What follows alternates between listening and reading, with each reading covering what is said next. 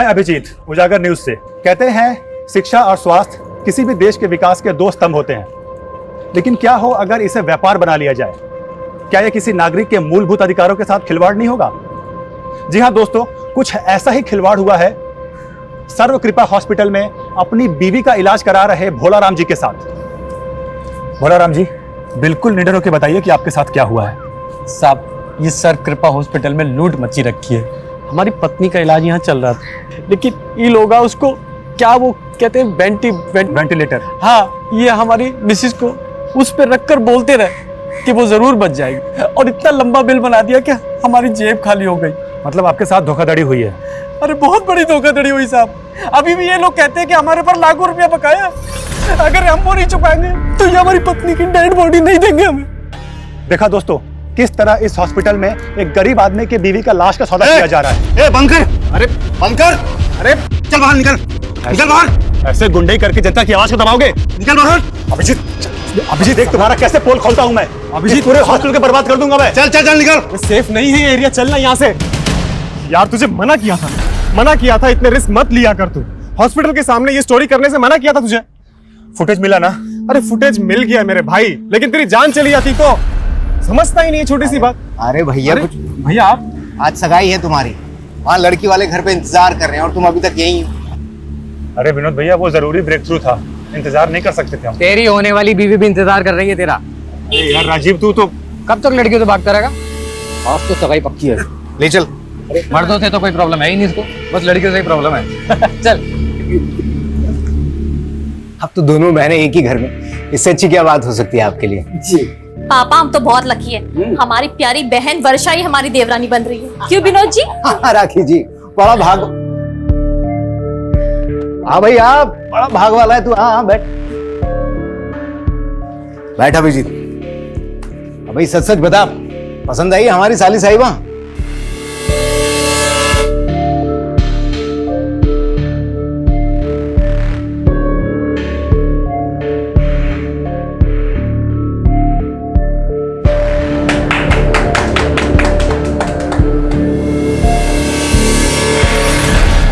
Aunty, हम ये कहाँ हैं? हमें हमारे घर जाना है। आप छोड़ दोगे हमें हमारे घर? हमारे पापा ढूंढ रहे होंगे हमें। माँ, हमको लगता है कि हमें शादी वादी के लिए नहीं बने। अभी भैया भाभी के कहने पे जबरदस्ती सगाई तो कर ली, लेकिन तुम तो जानती हो ना हमारी दुविधा।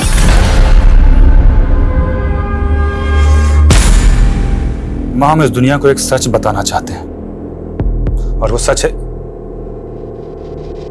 ए, तुम क्या कर रहे हो यहाँ पर? नहीं, वो आपकी मम्मी के खाने का टाइम हो गया है ना, इसीलिए आए थे। माँ, हम आते हैं।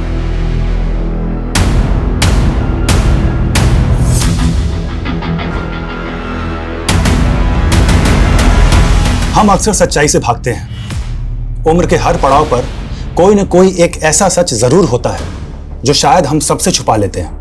दरअसल मैं सबको एक आईना दिखाना चाहता हूं, एक ऐसा आईना जिसे देखकर हम फैसला करें कि आज हम कहां खड़े हैं। आने वाली 15 जून को रात 9:55 पे मैं आपको ऐसे ही कड़वी हकीकत से रूबरू करवाने वाला हूं, जिससे शायद अब तक का सबसे बड़ा पर्दाफाश होगा।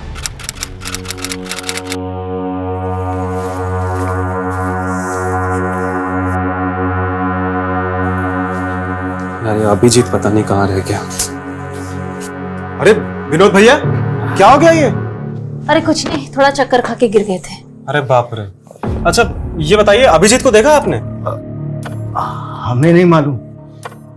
भाभी भैया, आज 15 तारीख है, 15 जून रात को 9:55 पे वो आज मेरे साथ लाइव आने वाला था, वहां पे किसी चीज का खुलासा करने वाला था। फोन भी नहीं लग रहा है यार उसका, पता नहीं कहाँ रह गया है। 2 दिन से गायब है और आप लोग आज आ रहे हैं। आपने आखिरी बार कब देखा था सर? 15 जून की दोपहर तो उसने हमारे साथ लंच किया था, उसके बाद पता नहीं कहाँ गायब हो गए। तो क्या उसके गायब होने का राज इस वीडियो से जुड़ा हो सकता है जिसमें वो किसी का खुलासा करने वाला था? आने वाली 15 जून को रात 9:55 पे मैं आपको ऐसे ही कड़वी हकीकत से रूबरू करवाने वाला हूं, जिससे शायद अब तक का सबसे बड़ा पर्दाफाश होगा। हमें तो कुछ समझ नहीं आ रहा सर, आप ही कुछ मालूम कीजिए। ये चोट कैसे लगी आपको? सर वो अचानक से लो बीपी हो गया था चलते चलते, तो सड़क पे गिर गया, उसी से लग गई। अभिजीत ने ये वीडियो कहाँ रिकॉर्ड किया था? सर अभिजीत ने 1 साल पहले ही सोशल मीडिया पे उजागर न्यूज नाम से एक चैनल खोला था। उसके लाखों में फॉलोअर्स हैं और उसके 15 जून के खुलासे वाले वीडियो इनविटेशन को भी लाखों हिट्स मिले। हैरानी इस बात की है कि अभिजीत के कैमरामैन तो कहीं नहीं पता कि 15 जून को वो क्या खुलासा करने वाला था। कहीं उसके गायब होने की कहानी का इस खुलासे से कोई ताल्लुक तो नहीं? लग तो ऐसा ही रहा सर।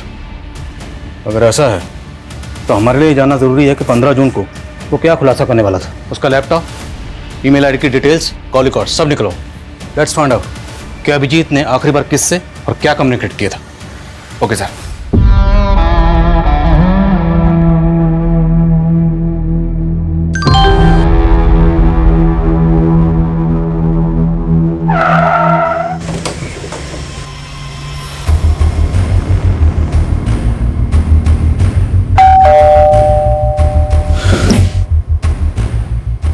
जी, हमें वर्षा जी से बात करनी है।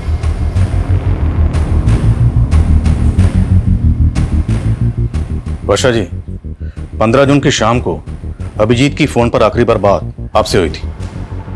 उसके बाद से वो लापता। आपकी अभिजीत के साथ फोन पर क्या बात हुई थी? आई एम सॉरी वर्षा जी, लेकिन हम आपसे शादी नहीं कर सकते।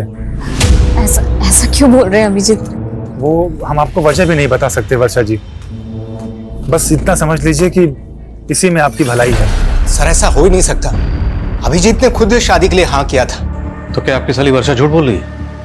काकी जी, आप अपनी छोटी बहन वर्षा के बारे में क्या कहेंगे? सर हमारे बहन में कोई कमी नहीं थी, सारी कमी अभिजीत में है। अब कहना क्या चाहती हैं? अब हमें लग रहा है कि अभिजीत शायद इस वजह से भागा होगा ताकि वो हम लोगों को फेस ना कर पाए कि उसने रिश्ता क्यों तोड़ा। अभिजीत 15 जून की रात को कोई बड़ा खुलासा करने वाला था लाइव आकर, और आपको लगता है कि इतना निडर पत्रकार इस वजह से गायब हो गया? नहीं सर, राखी के कहने का ये मतलब नहीं है। दरअसल हम लोगों को भी सुनकर बहुत धक्का लगा कि अभिजीत ये रिश्ता तोड़ना चाहता था। सर 1 मिनट, बिरदास चौक पे लाश मिली है।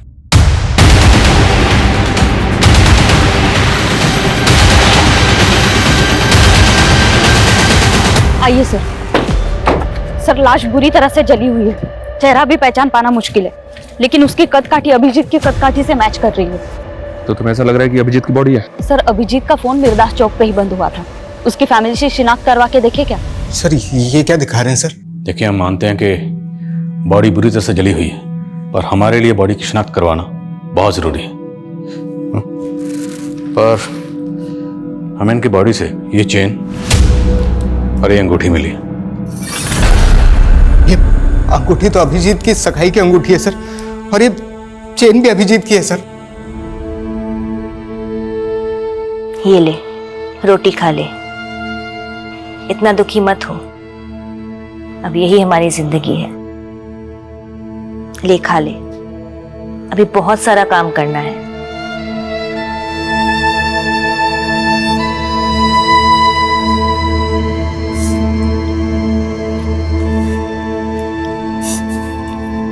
चलो अच्छा है, कम से कम आज तुम कुछ खा तो रही हो। ये भी कोई खाना है? हमारे पापा रोज हमें ब्रेकफास्ट में कॉर्नफ्लेक्स खिलाते हैं और स्कूल के लंच में पराठे। तू कौन से क्लास में पढ़ती थी? 6th। चलो हम तुम्हारा टेस्ट लेते हैं। ये अखबार में जो लिखा है पढ़ने आता है ना? हाँ आता है पढ़ने। तो पढ़ो। भारत जल्द ही 5 ट्रिलियन की अर्थव्यवस्था होगा। माँ, माँ, बच्चों बच्चों बाहर जाओ, बहन आओ ना।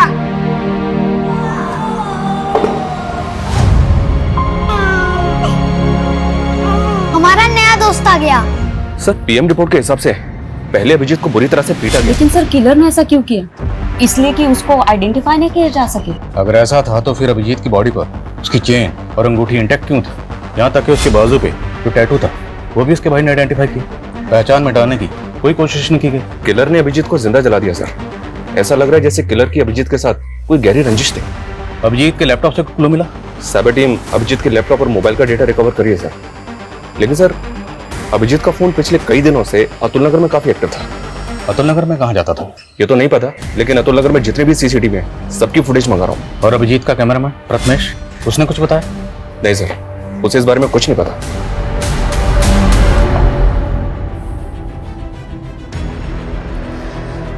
अभिजीत एक सच्चे और ईमानदार जर्नलिस्ट थे जिन्होंने अपनी जान की परवाह किए बिना हमेशा सच का साथ दिया। मैं उनका फॉलोअर ही नहीं, मैं उनका सबसे बड़ा फैन भी हूं। मैं आपसे वादा करता हूं, अभिजीत ने जो काम शुरू किया था अब उसे मैं पूरा करूंगा, चाहे उसके लिए मुझे सच्चाई ढूंढने के लिए पाताल लोक ही क्यों ना जाना पड़े, लेकिन सच्चाई को उजागर मैं करके रहूंगा। सर 24 मई की अतुल नगर की एक फुटेज मिली है, ये देखें सर। इसमें अभिजीत लड़कियों का पीछा करता हुआ दिख रहा है। कौन है लड़की? मैं पता करवा रहा हूँ सर। लेकिन सर ये अभिजीत लड़कियों का पीछा क्यों कर रहा होगा? मेरा मतलब एक तरफ इसकी मंगेतर का कहना है कि ये उससे शादी नहीं करना चाहता था और दूसरी तरफ इन लड़कियों के पीछे। सर कहीं कोई अफेयर का तो चक्कर नहीं? तो ये चक्कर क्या है ये तो इन लड़कियों से मिलने के बाद ही पता चलेगा। अभिजीत आंटी, वो अभिजीत जी आप। पुष्पा,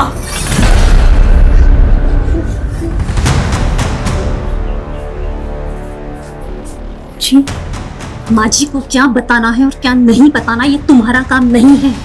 तुम जाओ। हम उन्हें वो अभिजीत जी हम देख लेंगे, तुम जाओ यहाँ से। और हाँ, अब से काम पे मत आना। जी अब हम तुम्हें अफोर्ड नहीं कर सकते, हमारी माँ का ख्याल हम खुद रखेंगे। तुम जाओ।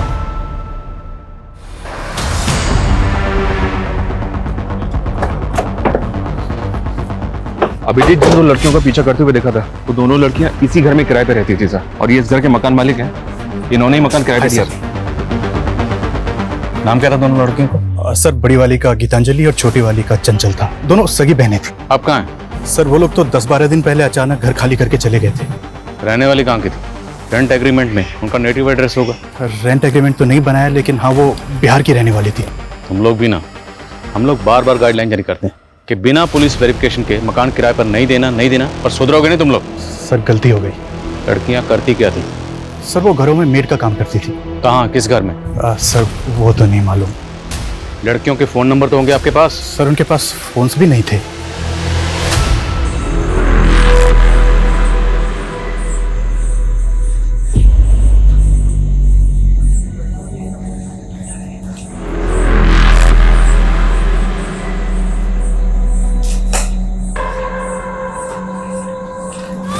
जी सर, मैं अपडेट करता हूँ। जय सर, एक बीएन मेड सर्विसेज नाम की एजेंसी है, इसने चंचल और गीतांजलि इन दोनों का फोटो आइडेंटिफाई किया है। ये दोनों लड़कियां इसी एजेंसी के थ्रू काम पे लगी थी। BN made agency? सर ये लड़की गीतांजलि है और ये चंचल। ये दोनों बहनें बहुत मेहनती थी, कभी भी किसी क्लाइंट की कोई शिकायत नहीं आई। लेकिन ये बताइए कि दोनों लड़कियां अब हैं कहाँ? पता नहीं सर, अचानक से इन दोनों ने काम पे आना बंद कर दिया। क्यों? और मालूम नहीं सर। इन दोनों को एक मीणा नाम के एजेंट ने इंट्रोड्यूस करवाया था। इन दोनों लड़कियों के एड्रेस प्रूफ और डॉक्यूमेंट्स हमें दीजिए, और इनका जो एजेंट था मीना, उसकी डिटेल्स भी दीजिए। सर ये एजेंट है मीणा। आप सभी जानते हैं कि अभिजीत मेडिकल माफिया के खिलाफ काम कर रहे थे। उसके सारे सबूत अब मेरे पास हैं। ये उन हॉस्पिटल्स की लिस्ट है जिनके पास लाइसेंस ही नहीं, और इनके कितने सारे डॉक्टर्स ऐसे हैं जिनके पास डिग्रीज तक नहीं, जैसे कि doctor Gopal Sharma. Hello doctor Gopal, जो वीडियो मैंने भेजा है तुमको, उसे मैं बहुत जल्दी अपलोड करने वाला हूँ। तुम चाहते क्या हो? सर कहाँ है? चंचल और गीतांजलि इन दोनों बहनों की आईडी फेक है। क्या? जी हाँ सर, और इन दोनों बहनों का जो एजेंट है मीणा, उसकी भी सारी डिटेल्स फेक निकली। अब इन तीनों का कुछ पता भी नहीं चल रहा है। अभिजीत इन दोनों लड़कियों का पीछा करते हुए देखा गया था। ये दोनों लड़कियां गायब हो गई। क्या इन दोनों लड़कियों और इस एजेंट मीणा की अभिजीत के कत्ल में इन्वॉल्वमेंट तो नहीं? लग तो मुझे भी ऐसा ही रहा सर, कोई ना कोई इन्वॉल्वमेंट तो होनी चाहिए। इन तीनों के लिए लुकआउट नोटिस जारी कर दिया है। सर अभिजीत की मंगेतर वर्षा के बारे में एक बात पता चली है सर, उसकी पहले भी शादी हो चुकी है। What? जी सर, वर्षा का पहला पति कुणाल मर चुका है सर। उसकी मौत संदिग्ध हालात में हुई थी। पहले शोमिता चौक पुलिस इस केस को मर्डर केस मान के इन्वेस्टिगेट कर रही थी, लेकिन उस एसयूवी गाड़ी का कहीं भी पता नहीं चला, इसीलिए उन्होंने इस केस को एक्सीडेंटल केस मान के क्लोज कर दिया। ये अभिजीत मर्डर केस भी कम चौंकाने वाला नहीं, और इन दोनों केसेस की कॉमन कड़ी है वर्षा। वर्षा जी, पहले आपकी शादी होती है कुणाल से और वो बड़े ही फिल्मी अंदाज से मारा जाता है। उसके बाद आपकी सगाई होती है अभिजीत से, वो भी मारा गया है। अब ये महज इत्तेफाक है, इसके पीछे की कहानी कुछ और है। आप बेकार में हमारे बेटी को परेशान करके अपना वक्त बर्बाद कर रहे हैं। अब ये तो आने वाला वक्त ही बताएगा कि किसका वक्त बर्बाद होने वाला है। बस इतना याद रखिएगा, बिना हमारी इजाजत के शहर छोड़ने की गलती मत करिएगा।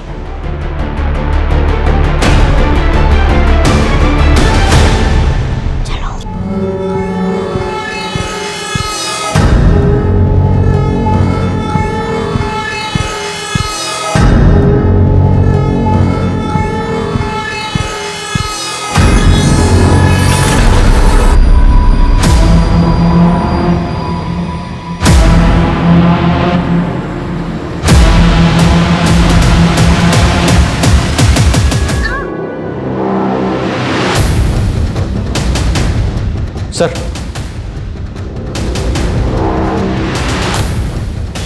साइबर सेल को अभिजीत के लैपटॉप से एक एनक्रिप्टेड फाइल मिली थी जिसको उन्होंने डिक्रिप्ट किया, अभी सेंड किया। क्या इस फाइल में? तू तो चंचल को पहचानने से भी इनकार कर रहा था, ये सब क्या है? सर, चंचल हमारे यहाँ काम करती थी सर। हम उसे पैसे दे दे के थक गए थे, लेकिन उसका लालच बढ़ता ही चला जा रहा था। मजबूर होकर हमने सब बात अभिजीत को बता दी। उसने हमें प्रॉमिस किया कि वो हमारी मदद करेगा। कहानी अच्छी है, लेकिन सिर्फ कहानी, यह हकीकत नहीं है। हकीकत मैं बताता हूँ कि अभिजीत को पता चल गया था कि तुम उस लड़की की मजबूरी का फायदा उठाकर उसको ब्लैकमेल कर रहे हो, उसका रेप कर रहे हो। इसलिए अभिजीत उस लड़की की मदद कर रहा था और तुमने अभिजीत को रास्ते से हटवा दिया। नहीं सर, ऐसा कुछ भी नहीं हुआ सर। शर्मा, ये ऐसे नहीं समझ रहा, जरा समझाओ इसको अच्छी तरीके से। सर, गीतांजलि, चंचल और मीणा ये तीनों अभी भी ट्रेस नहीं हो पा रहे हैं, और राजीव भी इस बात को एक्सेप्ट नहीं कर रहा है कि उसने लड़कियों के साथ कुछ किया है। लेकिन हाँ सर, वर्षा को इन्वेस्टिगेट करते हुए पता चला कि उसके हाथ भी साफ नहीं है। दरअसल कुणाल की मां को अभी भी इस बात का शक है कि वर्षा ने इंश्योरेंस के पैसे के लिए कुणाल को मरवा दिया। कुछ भी साबित नहीं हुआ तो इंश्योरेंस का सारा पैसा वर्षा को मिल गया, और बाद में उसने ये पैसा किसी और अकाउंट में ट्रांसफर कर दिया। किसके अकाउंट में? हाँ, वर्षा ने पैसों की मदद की थी, लेकिन इसमें गलत क्या है? क्या बहन बहन की मदद नहीं कर सकती? कैसी मदद? विनोद को करीब 2 साल से बिजनेस में काफी नुकसान हो रहा था। इनका पार्टनर इन्हें बहुत परेशान कर रहा था, पैसे वापस मांग रहा था। विनोद को पैसे वापस देने थे तो वर्षा ने मदद कर दी। लेकिन परेशानी तो फिर भी कम नहीं हुई। कुछ दिन पहले अटैक हुआ था ना पे। उस दिन पुलिस स्टेशन में इस चोट के बारे में पूछा तो झूठ बोल दिया। सर, वो अचानक से लो बीपी हो गया था, चलते चलते तो सड़क पे गिर गया। लेकिन इन सब बातों का अभिजीत के मर्डर से क्या लेना देना? लेना देना ना हो तो ही अच्छा है, वरना लेने के देने पड़ जाएंगे। एक बात बताओ, तुमने उत्तम को पैसा तो दे दिया था ना? अब तुम भी हम पे शक कर रहे हो। अरे अगर तुमने पैसा चुका दिया था तो लोगों ने हम पे हमला ही क्यों किया? उसी के कारण जो तुमने पुलिस को बताया है। छोटा मोटा पैसा नहीं है ये, और अब तक कर्जा चुकता नहीं हुआ है। इतने के लिए लोग जान ले लेते हैं। शुक्र करो तुम अब तक जिंदा हो। सर, ये दोनों बहनें जितनी सीधी नजर आ रही हैं उतनी है नहीं। आज की दुनिया में कोई भाई या बहन अपनी प्रॉपर्टी या पैसा बिना लिखा पढ़ी के किसी को नहीं देता है, और वो भी अपनी बहन के पति के कर्ज को उतारने के लिए। विनोद के बिजनेस पार्टनर से कंफर्म करो, दोनों बहनों का कांटेक्ट अच्छे से चेक करो। तो तूने विनोद पे अटैक करवाया था? अटैक कैसा? आपको कोई गलतफहमी हुई है, और उसने कुछ पैसे लौटा भी दिए थे हमें। लेकिन उधार तो काफी बाकी है ना बीबी। वो भी निकलवा लेंगे। अटैक करवाएगा दोबारा? विनोद ने कंप्लेन नहीं लिखवाई ना, फिर क्यों बाल की खाल उतार रहे हैं? और वो फुद्दू हमारे खिलाफ बोलने की हिम्मत भी नहीं करेगा। हाँ, हमसे बहुत बड़ा गलती हो गया। अगर हम अभिजीत को पहले ही सब कुछ बता दिए होते तो शायद वो हमें इस मुसीबत से निकाल चुका होता। ले लो, 70 लाख है इसमें।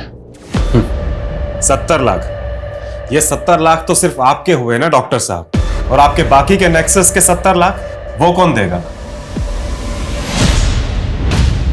हेलो नेताजी, एक लोकल जर्नलिस्ट मुझे धमकी दे रहा है। अगर आपकी मेहरबानी हो जाती तो। डॉक्टर साहब, हम स्वच्छ छवि वाले नेता हैं, ना तो खुद खाते हैं ना कभी किसी को खाने देते हैं। अब आपने कांड किया है, आप भुगतेंगे। लेकिन नेताजी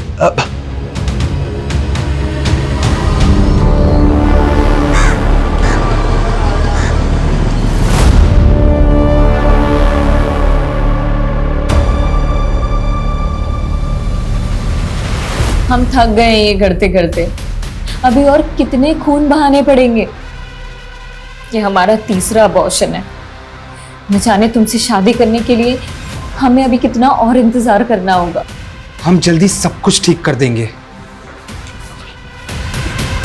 एक दूसरे से प्यार करते हैं। और सर, हमें पता था कि वर्षा के पिताजी हमें कभी स्वीकार नहीं करेंगे, इसलिए पहले कुणाल और अब अभिजीत खत्म कर दिया। नहीं सर, हमने ऐसा कुछ नहीं किया है। 15 जून को अभिजीत की आखिरी बार फोन पे बात तुमसे हुई थी? जी सर, हमारी बात जरूर हुई थी, पर बात कुछ और हुई थी। इस पर एक और नई कहानी। एक्चुअली सर, हम आपसे झूठ बोल रहे थे। हम किसी और से प्यार करते हैं। अरे लेकिन वर्षा, ये सब तुम हमको सगाई से पहले बता सकती थी ना। हाँ अभिजीत, लेकिन हम क्या करते, हम मजबूर थे। अभिजीत, क्या आप एक फेवर कर सकते हैं? आप खुद ही पापा को कह दीजिए ना कि आप शादी नहीं करना चाहते। लेकिन अभिजीत माना नहीं।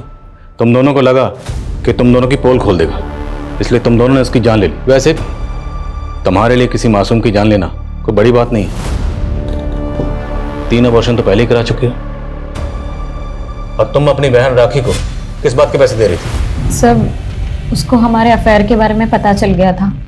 बोली कि अगर हमने उसे पैसे नहीं दिए तो वो हम दोनों को फंसा देगी। सरासर झूठ बोल रही है वो सर।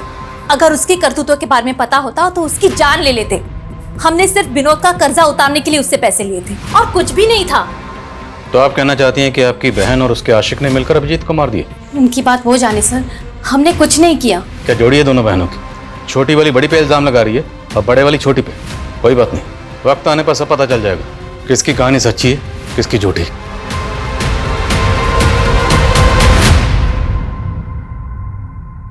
ओ, आपकी सास की केयर टेकर क्या नाम है उसका? पुष्पा। कहाँ वो? हमने उसे काम से निकाल दिया। अब हम उसे अफोर्ड नहीं कर सकते। रहती कहाँ वो? एड्रेस दीजिए। ये बात तो अभिजीत ही जानता था, हमें कुछ नहीं पता।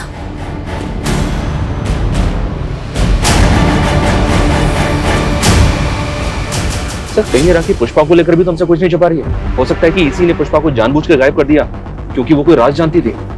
या फिर पुष्पा को खेल करके इस राखी पे कड़ी नजर रखो और पता करो कि पुष्पा कहाँ गायब है, और उसके लिए लुकआउट नोटिस जारी करो।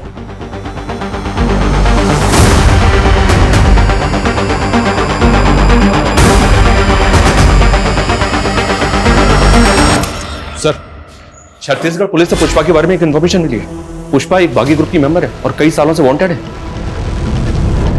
पुष्पा एक बागी थी? तो वो अभिजीत के घर पे क्या कर रही थी? दरअसल अभिजीत के लेट फादर धीरेन्द्र आनंद ने कई सालों तक एक बागी ग्रुप में काम किया है और ये पुष्पा उनकी शागिर्द थी। इंटेलिजेंस का ऐसा मानना है कि गायब होने के बाद पुष्पा यूपी में कहीं छुपी थी। मतलब वो यूपी में अभिजीत के घर पर छुपी हुई थी, और वो भी उसकी माँ की केयर टेकर बन के। अभिजीत उसको लेकर आया, उसकी मदद कर रहा था। और सवाल ये है कि अभिजीत एक बागी की मदद क्यों कर रहा था? कि अभिजीत खुद एक बागी था? चेक करो सब जगह चेक करो।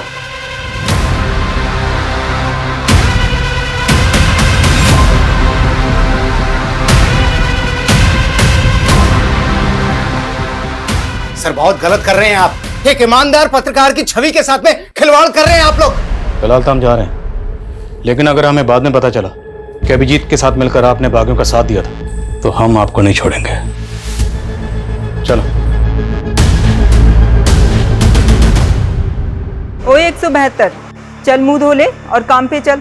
अब यही तेरी किस्मत में लिखा हुआ है। तैयार कर ले अपने आप को इन सब चीजों के लिए। जब 135 का बच्चा बड़ा हो जाएगा ना, तुझे ही ट्रेनिंग देनी है। यहाँ पे माँ बाप हो या बच्चा, सब किस्मत के हाथों बंधे हुए हैं।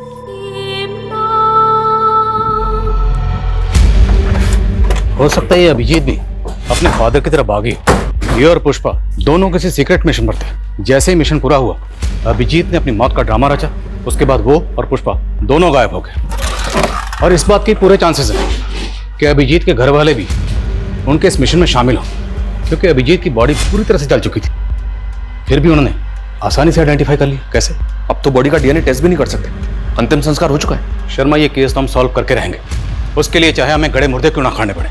अभिजीत की फैमिली, दोस्त, रिश्तेदार, सबके बारे में सब कुछ पता करो। Okay sir.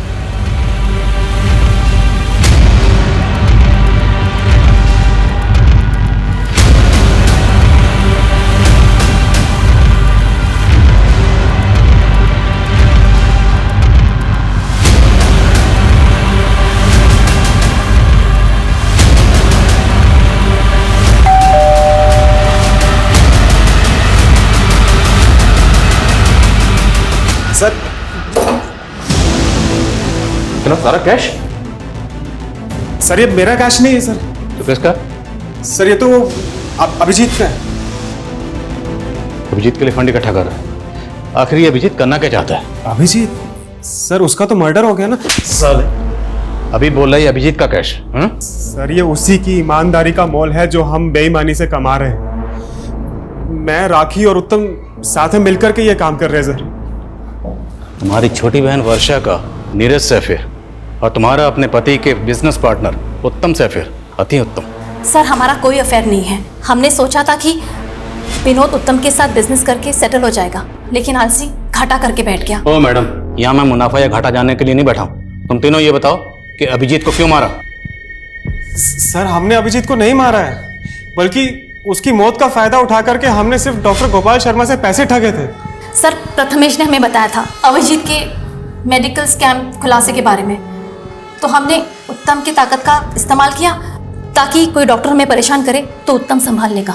तो 15 जून की रात को अभिजीत यही खुलासा करने वाला था? नहीं सर, वो तो सच में उसने हमसे सीक्रेट रखा था। वो कुछ और बात थी और उसी की वजह से उसकी जान गई है सर। तुम तीनों को तब तक तोड़ेंगे जब तक सच नहीं कबूलोगे। नीलम, तोड़ो। डॉक्टर गोपाल की कुंडली निकलवाओ। पूरे चांसेस है कि 15 जून को अभिजीत जो खुलासा करने वाला था वो उसी डॉक्टर के खिलाफ हो।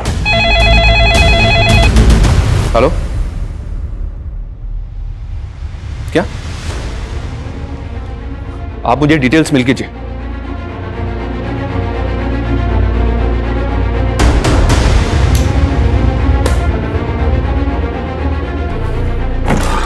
सर, हमारी मेन सस्पेक्ट गीतांजलि की तो मौत हो चुकी है।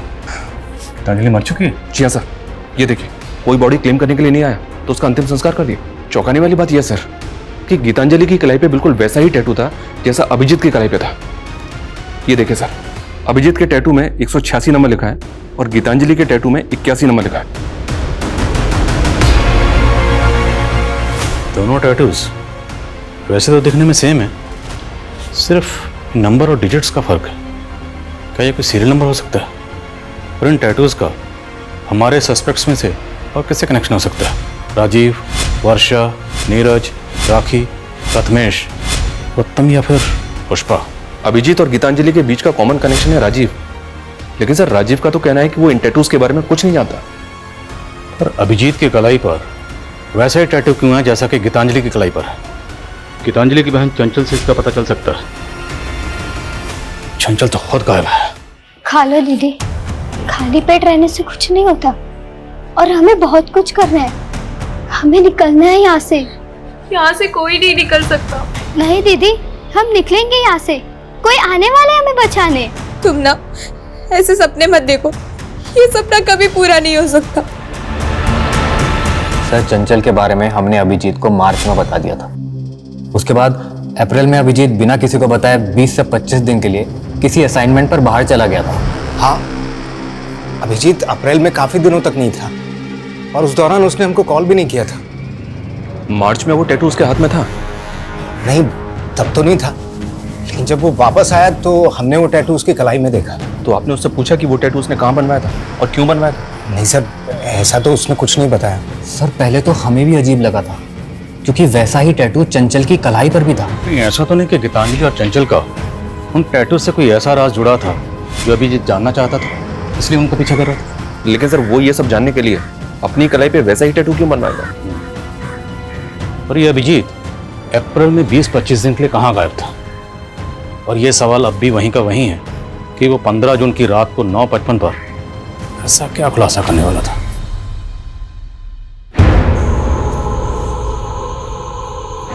देखो, हम जानते हैं चंचल और गीतांजलि के अलावा तुम लोगों के साथ यहाँ पर क्या हो रहा है। हम यहाँ की सच्चाई पता करने आए। आप हमें यहाँ से आजाद कर दोगे ना भैया? हाँ, लेकिन उसके पहले तुम्हें सब बताना होगा कि यहाँ पर हो क्या रहा है।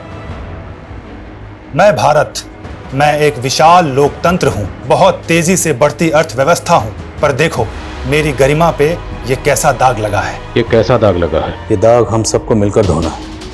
और ये फोल्डर बनाया गया 14 जून को। वो ना हो, ये जो 15 जून को खुलासा करने वाला था, ये लाइंस उसकी उसी स्पीच का हिस्सा है।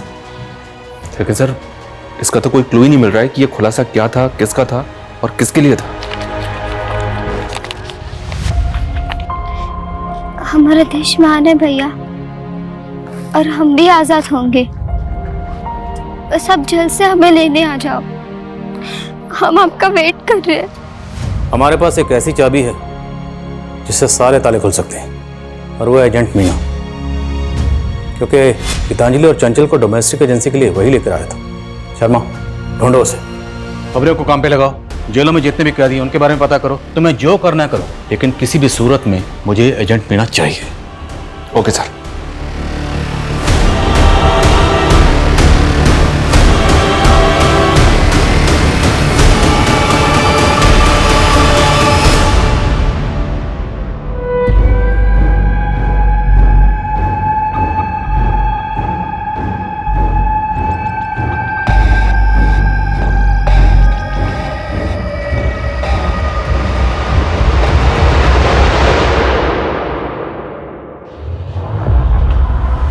मीना, क्या करो? साहब, ये सब लड़के तो बंदे मजदूर हैं। इन्हें तो मैं शहर के बाहर से अपने टेम्पो में लेकर आता हूँ। मेरा काम है इन्हें घरों में काम दिलाना, और अगर कोई गड़बड़ करने की कोशिश करते तो हमको वापस कैंप भेज देते हैं। कैसा कैंप? कहाँ है ये कैंप? कैंप के बारे में मैं कुछ नहीं जानता। ये तो मुझे शहर के बाहर एक जगह पे मिलती हैं सब। कैंप का कोई बंदा लेके आता है इनको।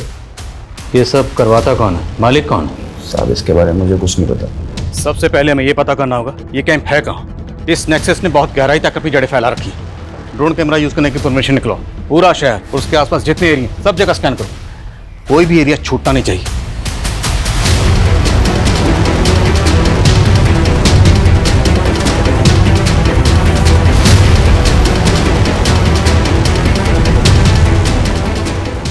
ड्रोन कैमरास की फुटेज में ये 3 जगह सस्पिशियस लग रही हैं।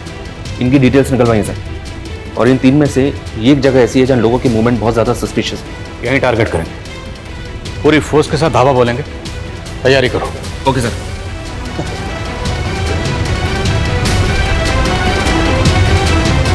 पुलिस! अरे पुलिस! अरे भागो!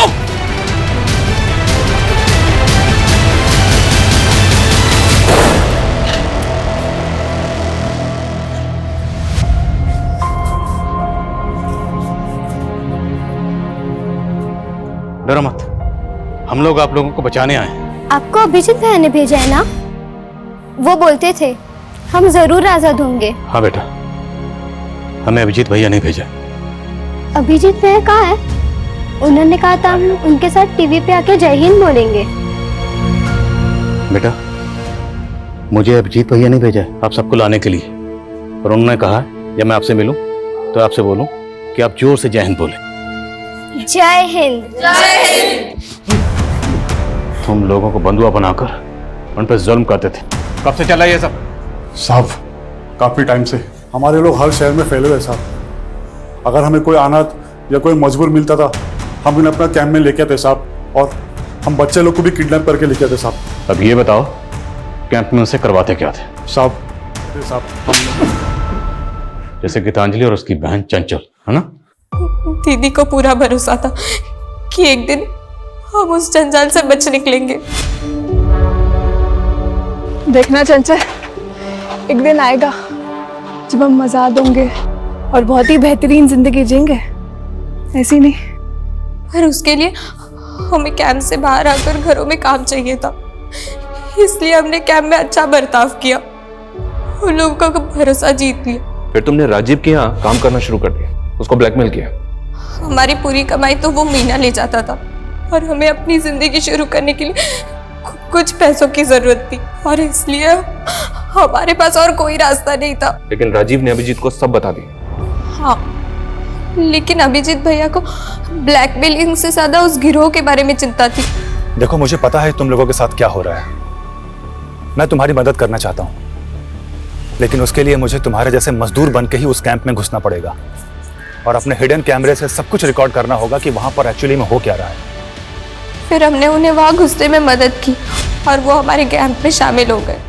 साहब, मुझे शक हुआ कि अटेंडेंस रजिस्टर में गड़बड़ दिखा साहब, और वो कमीना पत्रकार वो मौका देख के भाग गया और गीतांजलि ने उसको मदद की थी कैंप में घुसने के लिए साहब। इसलिए तुम लोगों ने गीतांजलि को मार दिया और उसके बाद जब तुम लोगों को पता चला कि 15 जून को अभिजीत को खुलासा करने वाला है तो उसको भी मार दिया। साहब, हमारे लोग ने अभिजीत पे नजर होगा साहब। बोल, अपने बाप का नाम बोल।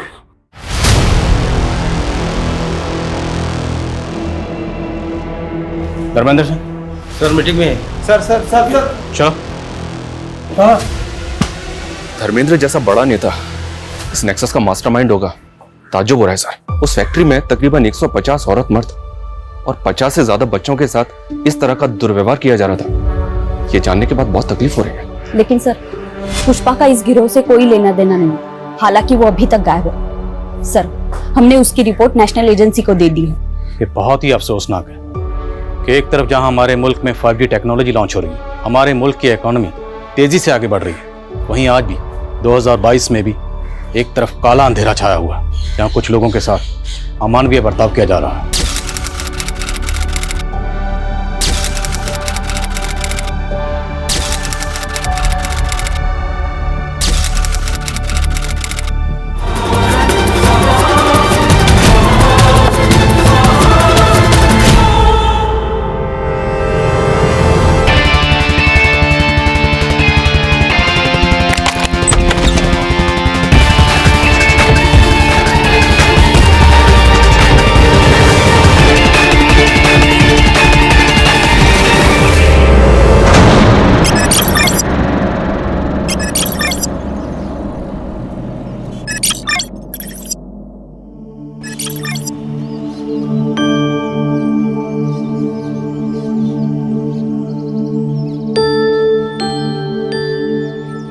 कोमल, तुम लोगों की बातें खत्म हो गई तो चले?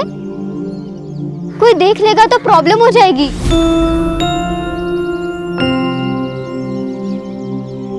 तारा, तू ना बहुत डरती है। कोई आ जाएगा, कोई देख लेगा तो क्या होगा? अरे सही तो कह रही है कोमल, कोई आएगा देखेगा तो क्या बोलेगा कि चाय पीने रुक गई थी और क्या। ये लो कोमल, ये लो।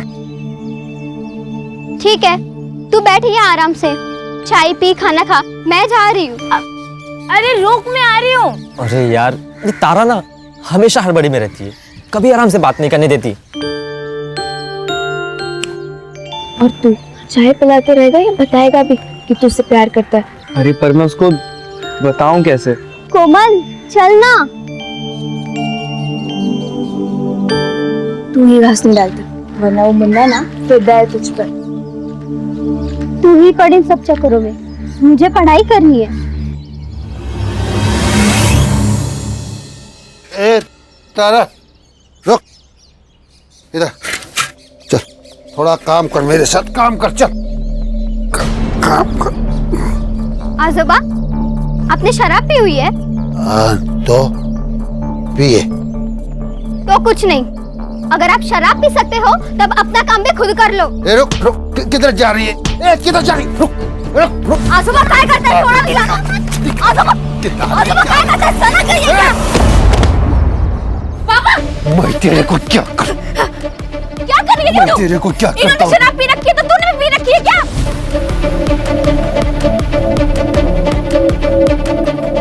अरे आई, समझाना है ना तो अपने बाप को समझाओ। ये दारू के चक्कर में पूरे घर का नरक बना के रखा है।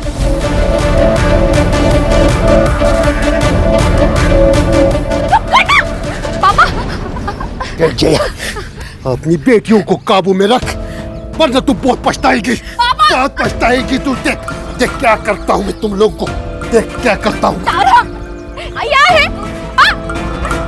जब भी घर में आती है तो हंगामा खड़ा करती है। आप मुझे क्यों बोल रही हो आई? आजोबा ने शराब पी है, आप उनसे कहो ना। तू पीने देना, तेरा क्या जाता है? देख बेटा, तू बस अपनी पढ़ाई पर ध्यान दे। आई पढ़ाई भी तो नहीं हो रही है ना, कल स्कूल में फीस नहीं देंगे तो बाहर कर देंगे। ओ हो जाएगी फीस। दीदी तू गई है सरपंच जी के पास मजदूरी लाने, लेकर आएगी ना तो कल अपनी फीस भर देना। चल अभी अंदर, रोज रोज का हंगामा, तंग आ गई हूँ मैं।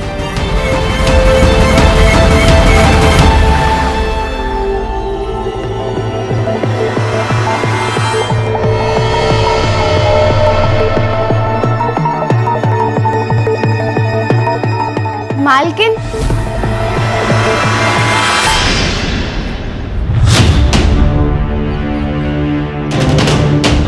अरे रितु,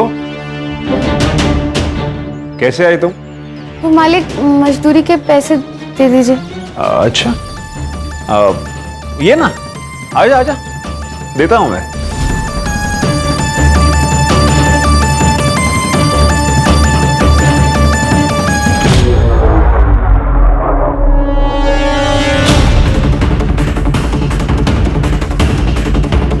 कुछ खाएगी? नहीं मालिक, आप मुझे मेरे पैसे दे दीजिए, मुझे घर जाना है, बहुत देर हो रही है। अरे टेंशन मत ले तू, तुझे छोड़ दूंगा मैं अपनी गाड़ी से। ये रहे तेरे मजदूरी के पैसे।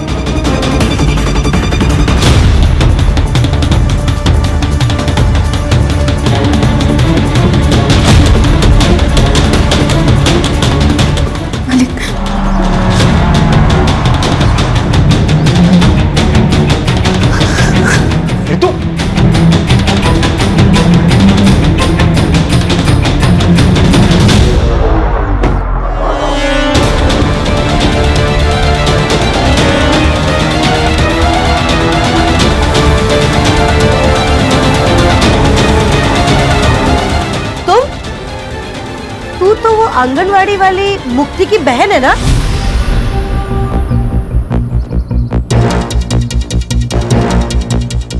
यहाँ क्या करने आई है? खेत में काम किया था ना, उसकी मजदूरी लेने आई थी। आई मैंने ही कहा था कि घर आके मजदूरी लेना। अच्छा, तू जा।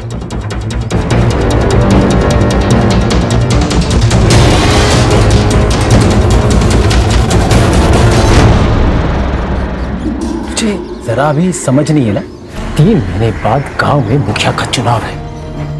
एक गलती, चुनाव इधर का उधर हो जाएगा।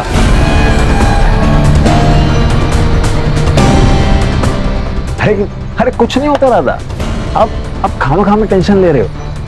वैसे आप तो एक तैयार है। चलो चलो, पीते पीते बात करते चलो। अरे चलो यार। ठीक है काकी, तो आपकी वो वैसे भी मायके गई हुई है, उन्हें प्रेगनेंसी के 4 महीने बाद एक टीका लगवाना था, वो आप उन्हें फोन करके बता दीजिए, वो किसी भी डॉक्टर से लगवा सकती है। हाँ बोल दूंगी। काकी थोड़ा पानी मिलेगा, प्यास लगी थी। लाती हूँ, रुको।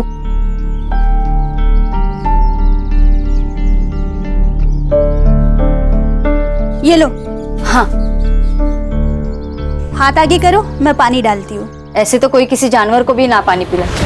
क्या मतलब? रहने दीजिए, आप नहीं समझोगे। मैं समझाता हूँ। गुरु तुम यहाँ क्या कर रहे हो? इनको इनकी जगह दिखानी पड़ेगी। गुरु सुनो तो सही। काकी, इसकी कोई जरूरत नहीं। इंसान को इंसान क्यों नहीं समझते आप लोग? बताइए काकी, हम लोग ऐसा क्या करें कि आप हमें इंसान समझने लगे, जानवर नहीं? हाँ, इंसान समझने लगेंगे तब भी तुम लोगों की जगह यही रहेगी, दरवाजे के बाहर। गुरु रहने दो। गुरु सदियों से यही चला आ रहा है, अब इन्हें हम क्या बदलेंगे? यही प्रॉब्लम है मुक्ति।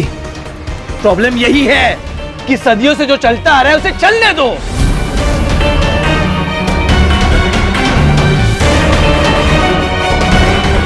कि नहीं, एक बात सुनिए आप लोग, अब ऐसा नहीं होगा, बदलना पड़ेगा।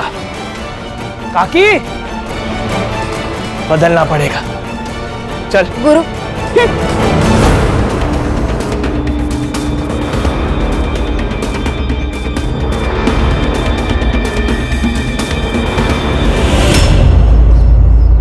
हाँ बताओ, क्या हुआ तुम्हारे साथ? आज शाम को मैं खेत से काम करके वापस लौट रही थी, तभी वो एकलव्य ही था जिसने हमला किया? हाँ सर। मतलब 6 फुट के आदमी को तुम मार के भाग गई? हाँ सर, ऐसा ही हुआ।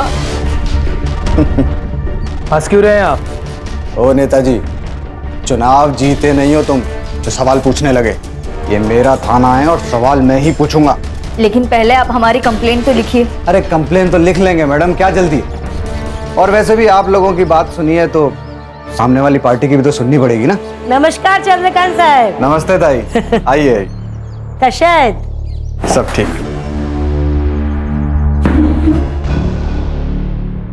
क्या रे जया, ये सब क्या तमाशा लगा के रखा है? तमाशा कुछ नहीं है, तुम्हारे बेटे ने रितु का रेप करने की कोशिश की। मुझे इसका रेप करने की क्या जरूरत है? ये तो वैसे भी पैसों के लिए मेरे साथ संबंध बनाती है। इंस्पेक्टर साहब, ये झूठ बोल रहे हैं, हमारी बेटी ऐसी नहीं है। ये जया का बाप साईनाथ सर, आप ही ने तो पकड़ा था कच्ची शराब बनाने के मामले में। और ये लड़कियां, ये तो इस गुरु का ही सुनेंगी ना। इसे चुनाव जो जीतना है। क्या बोला रे तू? क्या बोला तू?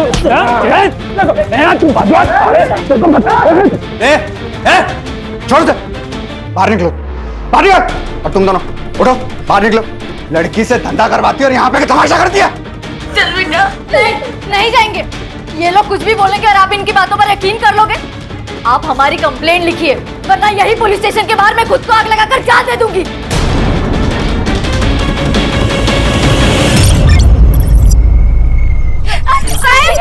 साहब, हमारी रितु को यहाँ लेकर जा रहे हैं। मेडिकल में सेक्सुअली एक्टिव होना है इसका मतलब, समझती है? पैसे लेकर रेगुलर सेक्स करती है। पैसे रितु ने नहीं, आपने लिए, वो भी उस चित्राताई से। जब ज्यादा बोली ना तो पूरे परिवार को अंदर कर दूंगा। नहीं साहब, रिपोर्ट दर्ज करवाते हो।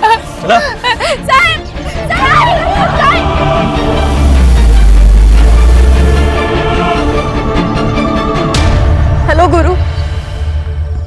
इंस्पेक्टर साहब, अगर आप रितु के ऊपर प्रोस्टिट्यूशन का चार्ज लगा रहे हैं। आप फिक्र मत कीजिए, मेरे पुलिस स्टेशन में जिसने जो जुर्म किया है उसे उसकी सजा मिलेगी। ऐसे ऐसे सजा देंगे आप? चुप। देखिए, आप लोग मिलके मामला निपटा लीजिए, वरना अगर केस हुआ तो दोनों को अंदर जाना पड़ेगा। अरे सर, हम तो केस करना ही नहीं चाहते थे, ये तो इन लोगों की जिद थी कि एफआईआर हो। अभी भी अगर कॉम्प्रोमाइज हो तो हमारी तरफ से मैटर खत्म। कॉम्प्रोमाइज? भाई किस बात का कॉम्प्रोमाइज?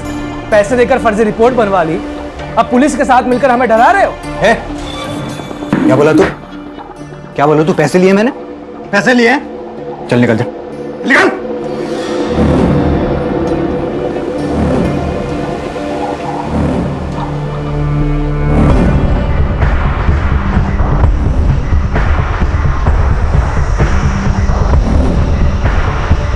जया, सुनो मेरी बात, ये कोर्ट कचहरी का मामला है और केस खत्म होने के लिए सालों लग जाते हैं। ये केस लड़ने के लिए और ये वकील बाबू को फीस देने के लिए पैसे हैं तेरे पास?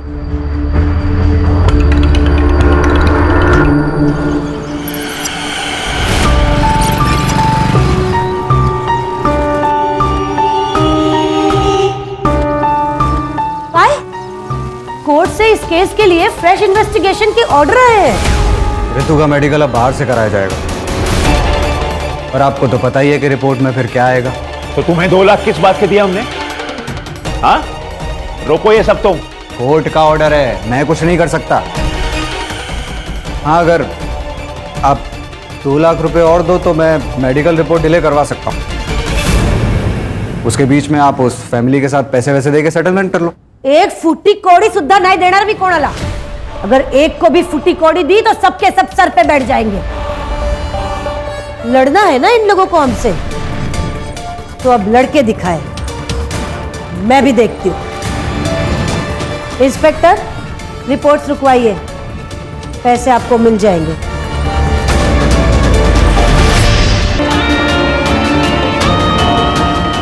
कोमल, तू ना इस तारा के साथ मत घुमा कर। तुझे पता नहीं कैसी लड़की है और इसकी बहनें।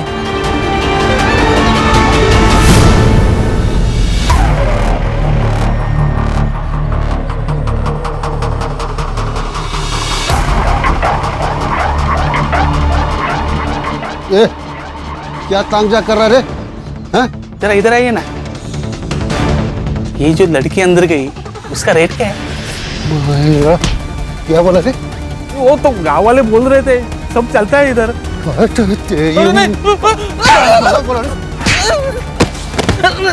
नहीं, वो गांव वाले बोल। लगता बेटियों से खूब कमाई कराई गई है, तभी तो सरकारी अनाज छोड़कर सब्जियां खरीदने आई है। अच्छा सुन, एक बात बता, सिर्फ रितु को भेजती थी अजिंक्य और एकलव के पास, या मुक्ति और तारा भी जाती थी?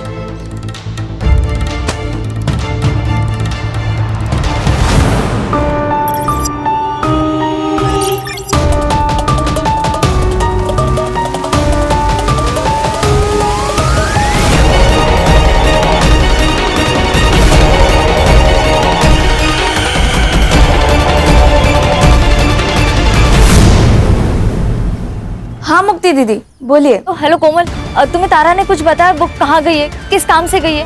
नहीं दीदी, उसने तो कुछ नहीं बोला, बस बोला काम है और चली गई। ठीक है।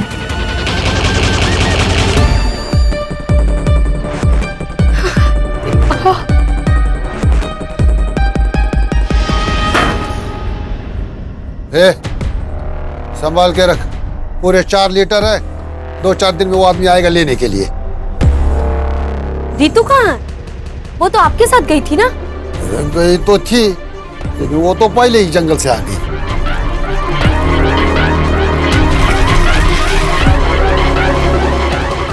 आजोबा, मेरी तबीयत ठीक नहीं लग रही है, मैं जा रही हूँ।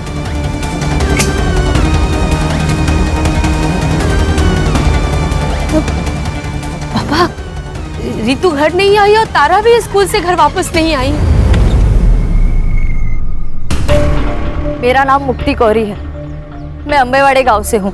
मेरी 2 बहनें हैं, रितु और तारा, दोनों नाबालिग हैं। वो कल दोपहर से दोनों गायब हैं और यहाँ के पुलिस इंचार्ज चंद्रकांत पाटिल वो उन्हें ढूंढना तो दूर FIR तक नहीं दर्ज करवा रहे, क्योंकि वो इस गांव के सरपंच चित्रा जोशी और उनके 2 बेटे अजिंक्य और एकलव्य जोशी, इन दोनों को बचाना चाहते हैं। मैं सारे नेता और सारे अधिकारियों से पूछना चाहती हूँ, अगर गरीब होना, पिछड़े समाज का होना एक अपराध नहीं है, तो मुझे और मेरे परिवार को न्याय कब मिलेगा?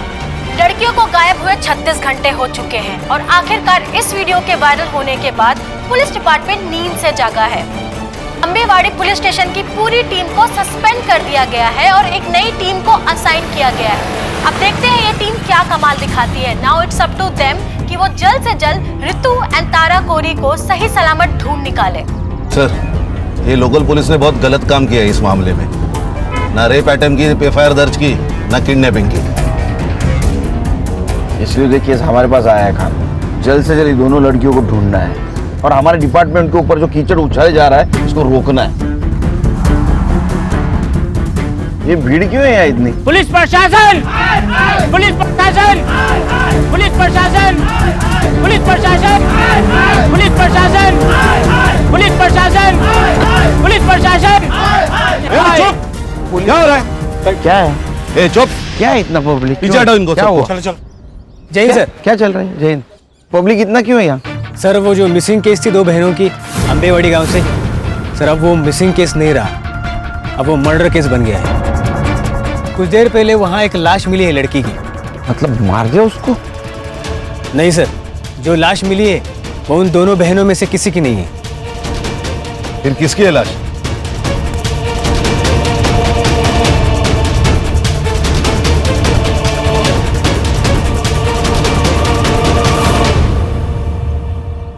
सर, इसी लड़की ने वीडियो किया था और इसका ही मर्डर हो गया। मुक्ति कोरी नाम है। ये इस लड़की की फैमिली है क्या? जी सर। वो जो बूढ़ा है ना, वो लड़की का नाना है साईनाथ, और उसके साथ जो लड़का है उसके साथ इसकी शादी होने वाली थी।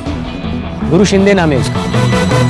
और सर, इस लड़की ने जो औरत चित्रा जोशी और उसके बेटे अजिंक्य और एकलव्य जोशी का नाम अपने वीडियो में लिया था ना, ये जमीन उन्हीं की है। Doesn't make sense sir.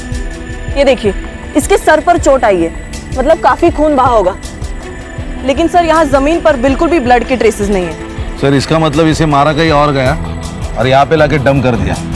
Sir, कल रात को मुक्ति घर पे नहीं आई, इसलिए मुझे और मुक्ति की माँ जया को लगा कि मुक्ति और गुरु रितु और तारा को ढूंढ रहे हैं। मैंने मुक्ति को ड्रॉप किया था घर के बाहर।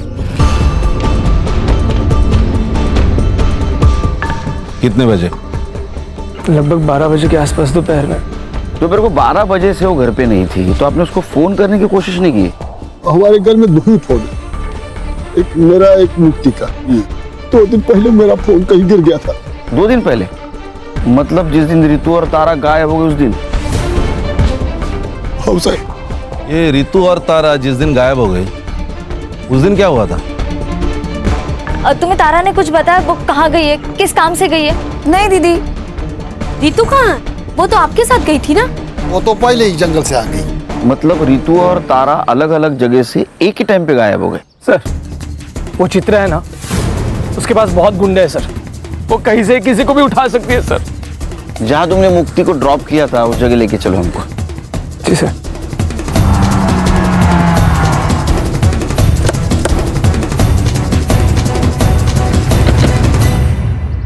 सर, यहीं पे मुक्ति को ड्रॉप किया था मैंने। वो सामने घर है सर, यहाँ से वो पैदल गई थी। चलो घर दिखाओ। नहीं सर।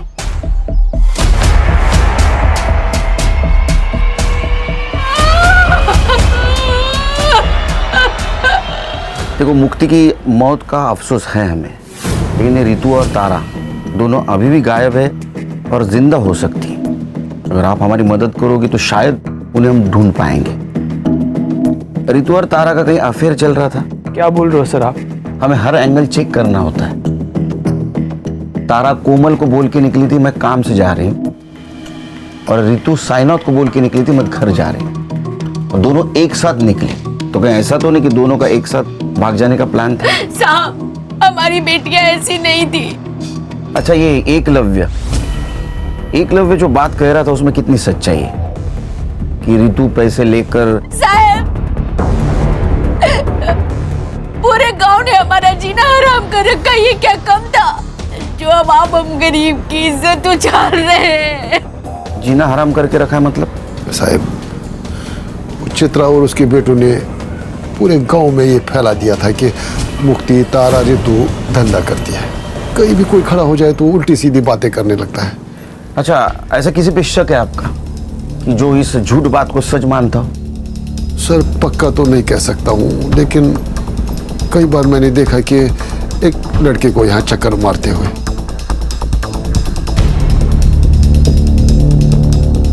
कौन है वो लड़का? साहब, नाम तो नहीं पता है, लेकिन हाँ, वो बाजार में कोई गिरीश नाम का आदमी है, उसके घर पे भाड़े पे रहता है। सर यहाँ कुछ भी नहीं है। अरे एक बात खटक रही है, दोपहर 12 बजे यहाँ से कैसे कोई गायब हो सकता है? सर, कहीं रितु और तारा की तरह मुक्ति का भी तो प्लान नहीं था गायब हो जाने का? एक काम करो, तुम और संग्राम मार्केट जाओ। जी सर। और साईनाथ जिस लड़के के बारे में बता रहा था उससे बात करो। मैं और खान चित्रा के घर जाते। चल।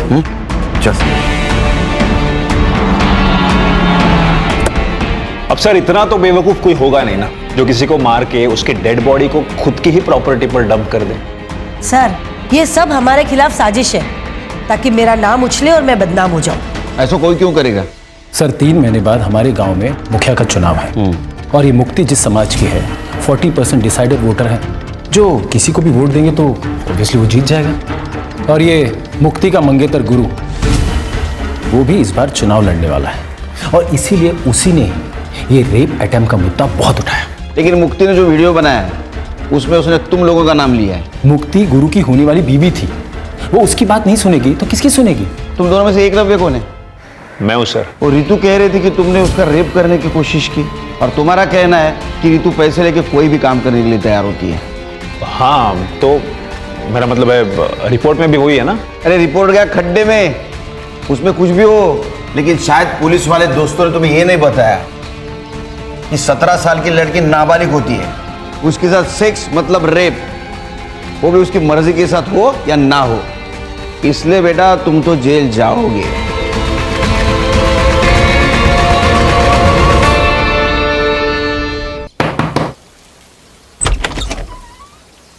अभिषेक नाम है क्या तेरा? नहीं, मेरा नाम नीरज है, अभिषेक मेरा भाई है। कौन है? देख जितना भी कुछ पता है सब सच बता दे, बाद में बोलना मत, मैंने मौका नहीं दिया। क्यों चक्कर लगाता था उसके घर के? सर मैं एक फैक्ट्री में काम करता हूँ, दिन भर काम करके रात में वैसे ख्याल आते हैं, तो गांव वालों से बहुत दिनों से सुन रहा था कि गांव में कुछ लड़कियां धंधा करती है, तो उसी जुगाड़ में गया था कि कुछ मन बहल जाए मेरा। तो साइनाथ को देख के भागा क्यों तू? अरे मैडम वो बूढ़े ने वो आदमी को ऐसा भगाया था कि मेरी तो बोलती बंद हो गई थी, मुझे कुछ समझ में नहीं आया था, मेरी तो हिम्मत ही नहीं हुई उससे बात करने की, तो मैं बिना कुछ बात किए वापस आ गया था। अभी बिना बताए जाना मत कहीं।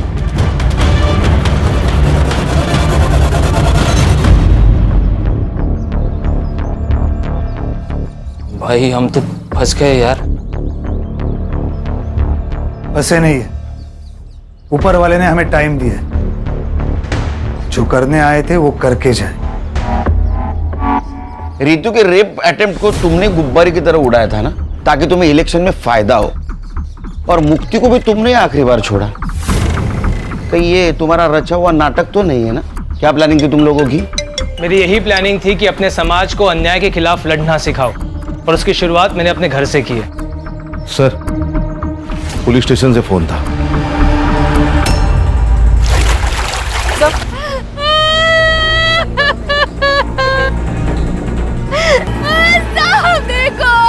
सर बॉडी फूलने के कारण ऊपर आ गई थी और गाँव वालों ने हमें इन्फॉर्म किया।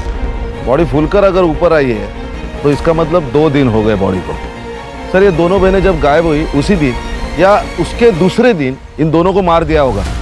सर मुक्ति डेस्परेटली अपनी दोनों बहनों को ढूंढ रही थी। इट्स पॉसिबल कि उसने उन्हें ढूंढ लिया हो और इस वजह से मुक्ति को मार दिया गया। मुक्ति की सीडीआर रिपोर्ट और पीएम रिपोर्ट का क्या हुआ? सर शाम तक मिल जाएगी, मैं अपडेट करता हूँ।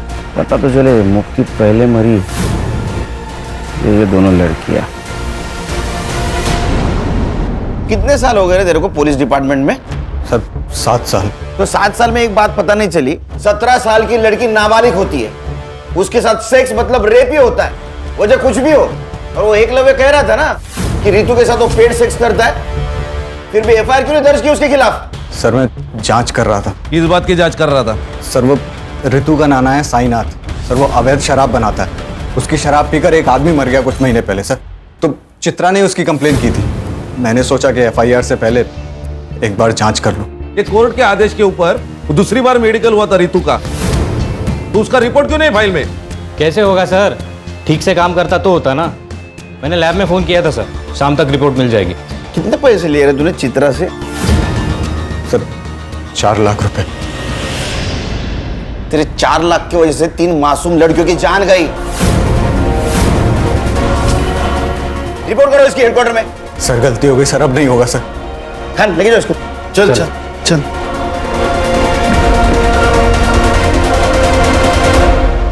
सर ये मुक्ति की पीएम रिपोर्ट। सर पर चोट लगने की वजह से जो ब्लड लॉस हुआ है उस वजह से मौत हुई है उसकी, रेप नहीं हुआ है उसके साथ। सर उसकी सीडीआर भी आ गई है सर, ये देखिए। इसके मुताबिक मुक्ति की लास्ट लोकेशन वही थी जहां गुरु ने उसे ड्रॉप किया था, और साईनाथ की लास्ट लोकेशन गांव के जंगल की नहीं, उसके एग्जैक्ट अपोजिट एक शमशान हुए वहां की है सर। और उसके 200 मीटर पे अजिंक्य का सेलफोन एक्टिव था सर, सेम टाइम पे। ये दोनों एक साथ क्या कर रहे थे शमशान भूमि में? No idea sir. और सर इस साईनाथ ने लास्ट फोन तारा के दोस्त कोमल को किया था। साईनाथ ने कोमल को कॉल किया था? साईनाथ जी आपने तो कहा था कि आप जंगल में थे, इसका मतलब आपके मोबाइल का लोकेशन जंगल दिखाना चाहिए था, लेकिन वो दिखा रहा है शमशान। साहब मैंने पहले ही बोला था ना आपको कि 2 दिन पहले मेरा फोन कहीं गिर गया था। अरे हाँ इनका फोन गिर गया था, तो आपको ये भी पता नहीं होगा कि आपके फोन से तारा की दोस्त कोमल उसको फोन किया गया है। तारा ने किया होगा, वो बार बार मेरा फोन इस्तेमाल करती थी। लेकिन उस वक्त तो तारा स्कूल में थी। फिर साहब अब मैं समझा कि ये फोन किसने किया होगा। किसने? याद है सर, तारा की नाना का कॉल नहीं था, बल्कि ऋतु दीदी ने कॉल किया था तारा से बात करने के लिए। तारा ने ये तो नहीं बताया कि ऋतु दी ने कॉल क्यों किया था, लेकिन कॉल करने की थोड़ी देर बाद ही वो कुछ काम के बहाने चली गई थी। तारा का कोई बॉयफ्रेंड? मैम, बॉयफ्रेंड तो नहीं बोल सकते, लेकिन एक लड़का था मुन्ना जो तारा को लाइक करता था। लेकिन जब ऋतु दी का केस सामने आया तो क्या बेटा, बोलो।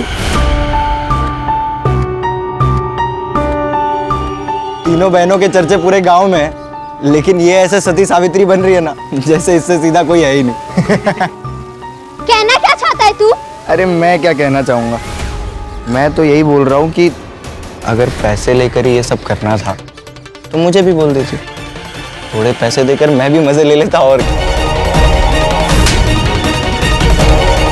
अबे रुक कोमल, तू लेके जा तारा को यहाँ से। इनको छोड़ूंगा नहीं, तू देख लेना। इस थप्पड़ का बदला ना मैं लेके रहूंगा।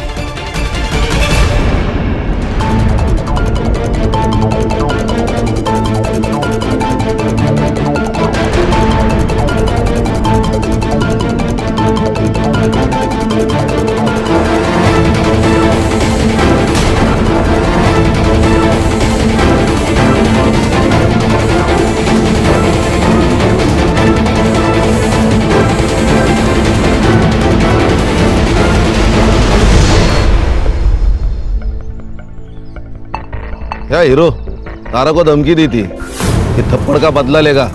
सर, यहाँ खाने कमाने से फुर्सत नहीं, बदला क्या लूंगा? मैं तो हमेशा अपने दुकान पर ही रहता हूँ। आप चाहे तो अभिजीत से पूछ लीजिए।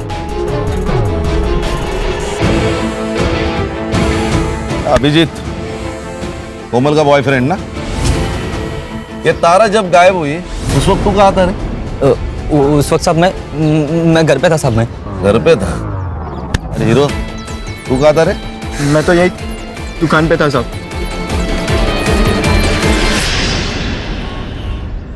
सर, ये ऋतु और तारा की पीएम रिपोर्ट। इन दोनों की मौत भी पानी में डूबने की वजह से हुई है सर।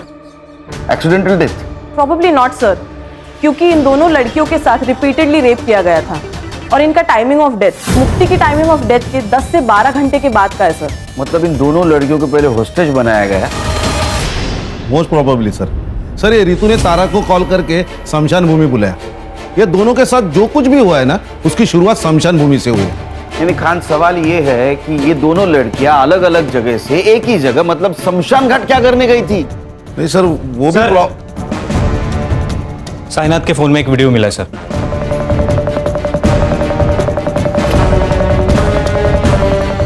ये करने गई थी। ये ले तेरे पैसे। तुम्हें क्या लगता है कि तुम पैसों से कुछ भी खरीद सकती हो? अपने बेटे की आजादी भी। जब पैसे नहीं लेने थे तो मुझे बुलाया क्यों? ताकि तुम्हारी सच्चाई पूरी दुनिया के सामने ला सकूं कि कैसे तुम्हारे बेटे ने मेरे साथ गलत किया और तुम उसकी गलतियों पर पर्दा डालने के लिए कितने भी पैसे लुटाने को तैयार हो। अच्छा, क्या कर लेगी तू? बता क्या कर लेगी? रितु ने तुम्हें मांडवली के लिए बुलाया, ये वीडियो बनाया, और ये वीडियो प्रूफ के तौर पे समाज के सामने ना आए, इसलिए तुम सबने मिलकर उन दोनों बहनों को मार दिया। सर, हमने किसी को नहीं मारा। तो अजिंक्य क्या कर रहा था स्मशान में? उसको मैंने ही कहा था रुकने के लिए। एक्चुअली त्या दिवशी मी ऑफर केली होती जयाला, पर तब दोनों बहनों ने ना बोल दी कि हम केस वापस नहीं लेंगे। और फिर अचानक एक दिन रितु का फोन आया कि 10 लाख रुपए में वो केस वापस लेने को तैयार हो गई है। तब मुझे लगा कि कोई तो साजिश जरूर है, और इसीलिए मैंने अजिंक्य को कार में बिठा के रखा और मैं खुद कैश लेके उसके पास गई थी। और वही हुआ जो मैंने सोचा था। रितु ने वीडियो बना लिया। अच्छा, क्या कर लेगी तू? क्या बिगाड़ लेगी तू मेरा? बताती हूँ मैं क्या बिगाड़ लूंगी। मैंने उनको पकड़ने की कोशिश की, लेकिन दोनों बहनें भाग गई। झूठ बोल रही हैं आप। आपको आपके दोनों बेटों को बचाना था किसी भी कीमत पर। अरे बचाना था रेप केस से, एक रेप केस से बचाने के लिए मैं अपने बच्चों को क्या ट्रिपल मर्डर केस में फंसा दूंगी?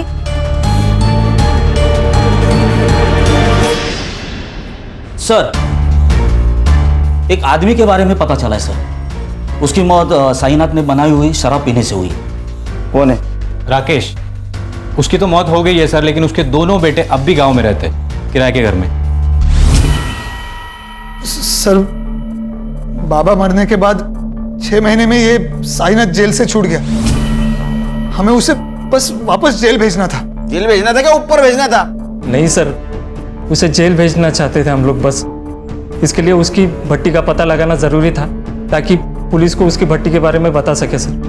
लेकिन इस बार साईनाथ ने भट्टी अपने घर पे नहीं लगाई थी सर, तो भट्टी के बारे में जानने के लिए उसके ऊपर नजर रखना जरूरी था, इसलिए हमने गांव में किराए पे घर लिया था सर। उससे बदला नहीं ले पा रहे थे, इसलिए उसका बदला लेने के लिए तुमने इन दोनों लड़कियों को मार दिया? नहीं सर। नहीं सर, बदला लेना चाहते थे सर हम, लेकिन कानूनी तरीके से सर। हाँ। गैर कानूनी तरीके से नहीं सर। संग्राम। सर। बैठ। तू तो कह रहा था वो रितु और तारा जिस दिन गायब हो गए उस दिन तू घर पे था, लेकिन तेरा मोबाइल लोकेशन स्मशान का दिखा रहा है। ए, चल फटाफट बता, सर का गुस्सा बहुत बेकार है। तू सह नहीं पाएगा, चल बोल। बताता हूँ साहब, बताता हूँ साहब। मैं तारा के पीछे गया था, लोगों से सुना था कि वो लोग पैसे लेकर सोती है, इसलिए मैंने सोचा मैं भी ट्राई करता हूँ। तो उसने नहीं माना, इसलिए तूने उसको मार दिया? नहीं साहब, मैं तो घर वापस आ गया था। वो लोग मिलके कुछ तो प्लानिंग कर रहे थे। वो लोग किसी की तो वीडियो बना रहे थे। मुझे लगा अगर मैं इनको कुछ बोलूंगा कि ये लोग मेरी वीडियो ना बना ले, इसलिए साहब बिना कुछ बात किए मैं वहां से लौट आया। मैं सच बोल रहा हूँ, मैंने कुछ नहीं किया साहब, मैंने कुछ नहीं किया साहब। वो कार वाले लोग ने कुछ किया होगा। कौन सी कार? साहब, जब मैं वापस लौट रहा था, लौटते वक्त मैंने एक कार देखी, वो शमशान की ओर जा रही थी। कौन थे कार में? उतना मैं देख नहीं पाया, लेकिन कुछ इलेक्शन के स्टिकर्स लगे हुए थे कार पे। ये थे क्या? नहीं। ये? हाँ मैडम, ये था। सर ये? इसके पास तो कोई कार नहीं है। कार इसके पास नहीं है, इसके दोस्त के पास है। एक मिनट। मेरी 2 बहनें हैं, रितु और तारा, दोनों नाबालिग हैं। वकील बाबू, तुम्हारी गाड़ी स्मशान भूमि के स्पॉट हुई और उसमें मुक्ति के ब्लड के ट्रेसेस भी मिले।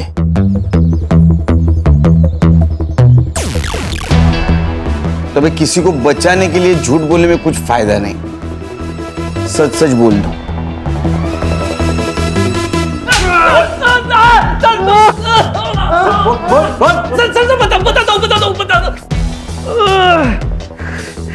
बोलो।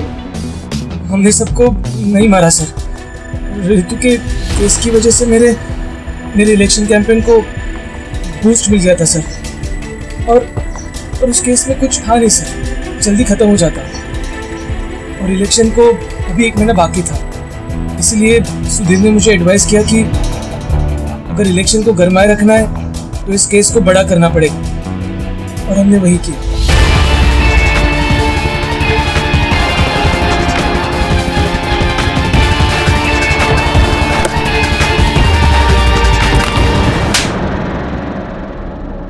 सर, मुझे लगा कि मैं पहले किडनैपिंग के केस को उछालूंगा, बाद में मर्डर केस बना दूंगा, लेकिन एक दिन पहले मुक्ति को पता चल गया कि मेरा इन्वॉल्वमेंट है। कैसे पता चला? सर, जल्दबाजी में तारा का स्कूल बैग कार में रह गया। झूठ मत बोलो गुरु, ये बैग तारा का ही है, और अगर तुम मुझे सच नहीं बता रहे हो कि ये बैग तुम्हारे कार में कैसे आया, मैं अभी के अभी जाके पुलिस स्टेशन में सब कुछ सच बताऊंगी। ये सब तुमने किया है। मुक्ति, बात सुन। मुक्ति को मैंने चित्रा के बाग में फेंक दिया ताकि वो लोग फंस सके, और बाद में तारा और रितु को मार दिया। प्लान तो यही था सर, पर उसके पहले वो दोनों भाग गई। उस रात उन दोनों को मारने वाले थे, पर उस दिन गुरु लेट हो गया और मैं नशे में धुत था। पर इतने में पता नहीं कैसे रितु ने अपने आप को खोल लिया, और जब मैं रूम में घुसा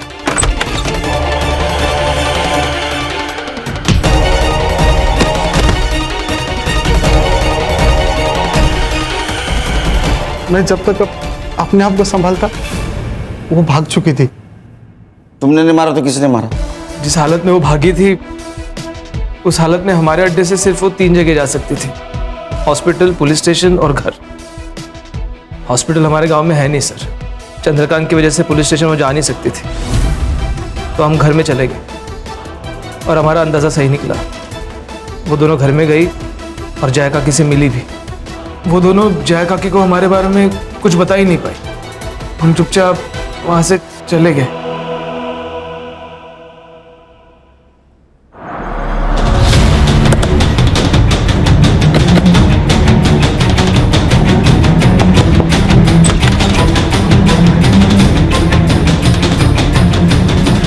एक बार झूठे केस में रितु का नाम आने पर पूरे गांव वालों ने उसका जीना हराम कर दिया था, और जब उसके साथ सही में बलात्कार हुआ तो ये कौन मानता साहब कि वो दोनों अपने बलात्कारी को नहीं जानती थी। मेरी बेटियों की जिंदगी बर्बाद हो चुकी थी। अगर वो जिंदा रहती तो ये गांव वाले और समाज उसकी जिंदगी को नरक से भी बदतर बना देते, और ये ना मैं बर्दाश्त कर पाती हूँ ना मेरी बेटियां। इसलिए मैंने अपनी बेटियों को जिंदगी के नरक से आजाद करने का फैसला ले लिया था। माई, ये कहाँ आ गया माई? हॉस्पिटल तो उधर है ना? बताती हूँ। आपको पुलिस के पास जाना चाहिए था, वो जरूर कुछ मदद करते आपकी। एक बार गई थी साहब, क्या हुआ? आप लोगों ने उसका तमाशा बना दिया, और मेरे अंदर हिम्मत नहीं बची थी कि मैं अपनी बेटियों का दोबारा तमाशा बनते हुए देखूं। आपके साथ और आपके बेटी के साथ जो कुछ भी हुआ बहुत गलत हुआ। वो इंसानियत के दायरे में नहीं था, लेकिन क्या आपने जो कुछ किया वो सही था?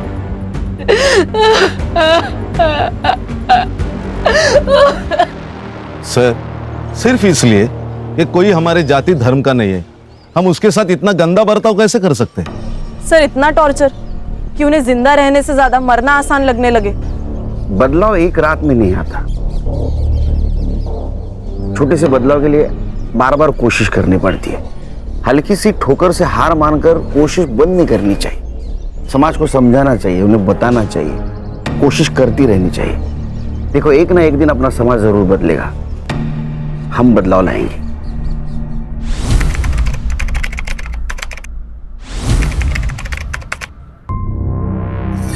कहीं ना कहीं हम सभी सेल्फिश होते हैं। देखा जाए तो गैरों के बीच ही नहीं, हम अपनों के साथ रहते हुए भी सिर्फ अपने ही बारे में सोचते हैं।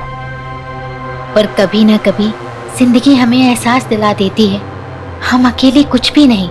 दूसरों का साथ ही हमें जिंदगी का सच्चा एहसास करवाता है।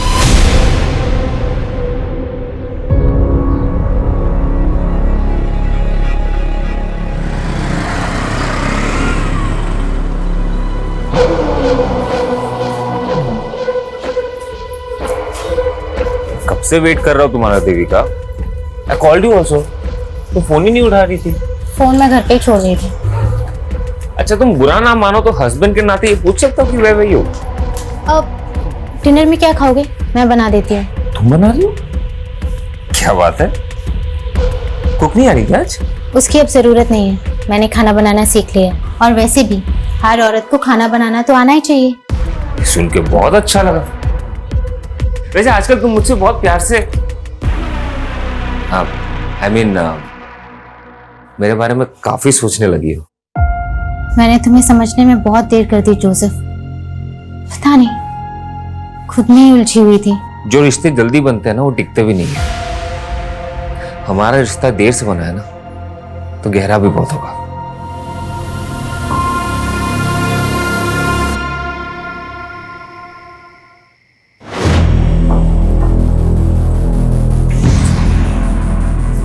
ऐसे क्या देख रहे हो? खाओ ना। नहीं, पहले तुम खाओ। अब नहीं, पहले तुम खाओ और मुझे टेस्ट करके बताओ कि कैसा बना है। ठीक है। क्या हुआ? कुछ गड़बड़ हो गई?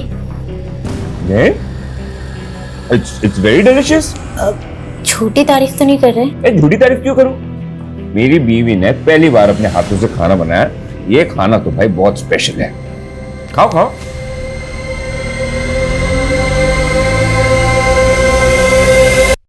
इतना बुरा भी नहीं है।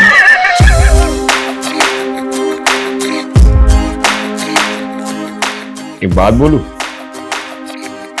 तुम जब हंसती हो ना और भी खूबसूरत लगती।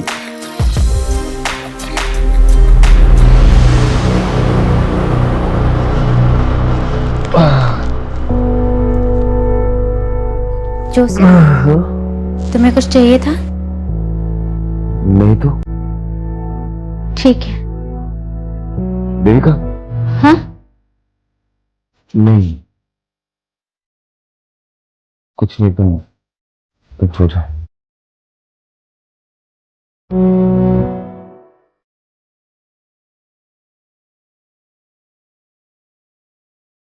रिश्ते भी अजीब होते हैं। कभी दो लोग दो पटरियों की तरह साथ चलते रहते हैं और कभी मिलके भी नहीं मिल पाते। तो कई बार रिश्तों का एक लंबा सफर भी एक क्षितिज पे आके मिल जाता है, पता ही नहीं चलता। दो अजनबी राहें ऐसी राह पर मिल जाती हैं जो जिंदगी को अलग ही आयाम पर ले जाती हैं। सच में? आज मैं इतना खुश हूं। हम 2 से 3 होने वाले।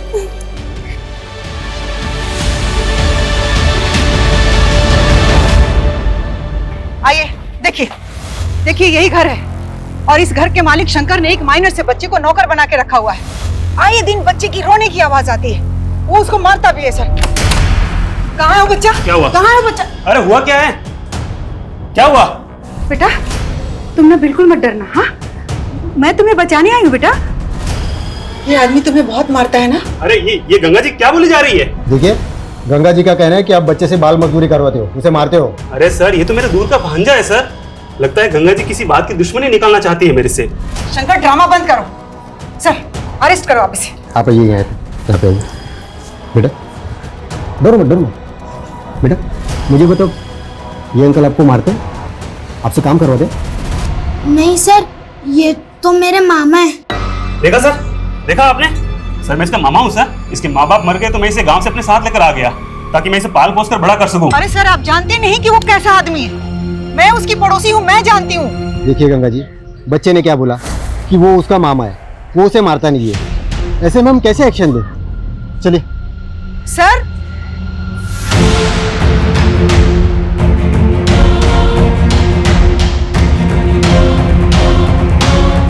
क्या हुआ माँ? अरे बेटा, ये कांस्टेबल भी ना शंकर की बातों में आ गया। लगता है मुझे किसी बड़े पुलिस ऑफिसर से बात करनी पड़ेगी। अरे माँ, ये शंकर कितना संकी है आपको पता है ना? आप क्यों अपनी सोशल वर्क के चक्कर में खतरा मोल लेती रहती हैं? ईशान, तू मेरा बेटा हो कैसी बातें कर रहा है? अरे छोड़ो माँ, चलो भूख लगी मुझे, चलो। अरे रुको, कुछ तो करना पड़ेगा ना इन लोगों का। अरे ऐसी कोई कॉम्प्लिकेशन नहीं है पापा। वो देविका ना अपने खाने पीने का ध्यान नहीं रखती, बस वही है। बेटा देविका की माँ होती ना तो इन दिनों मैं उसे देविका के पास ही रहने के लिए भेज देता, लेकिन तुम आया क्यों नहीं रख लेते? अरे नहीं पापा, रखा था मैंने किसी को काम पे, लेकिन वो काम छोड़ के चली गई। अब मैं सोच रहा हूँ 24 घंटे डिलीवरी तक मैं ही रहूँ उसके साथ। जोसेफ बेटा, मेरी कोई भी जरूरत हो तुम्हें तो बताना प्लीज।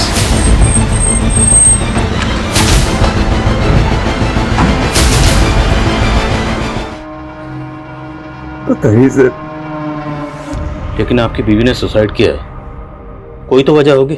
सब कुछ ठीक था हमारे बीच में, उसने क्यों किया मुझे कुछ समझ में नहीं आ रहा। इससे तो हमारे बच्चे के बारे में घर में कहीं भी सुसाइड नोट जैसा तो कुछ नहीं मिला।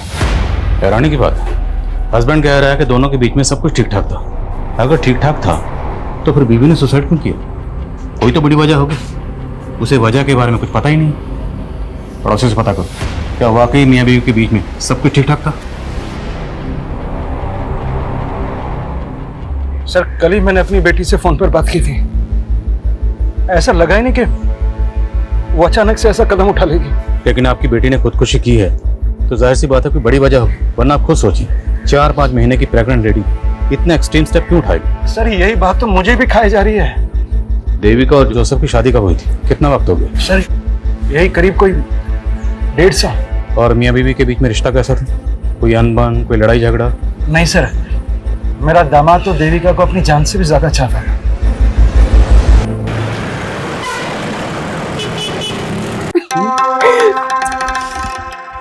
मेरे लिए अपनी बीवी को धोखा दे रहे हो?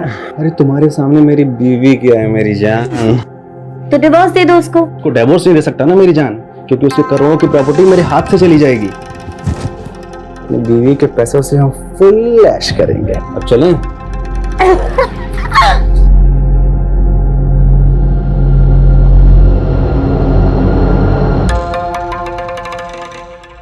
Good pose.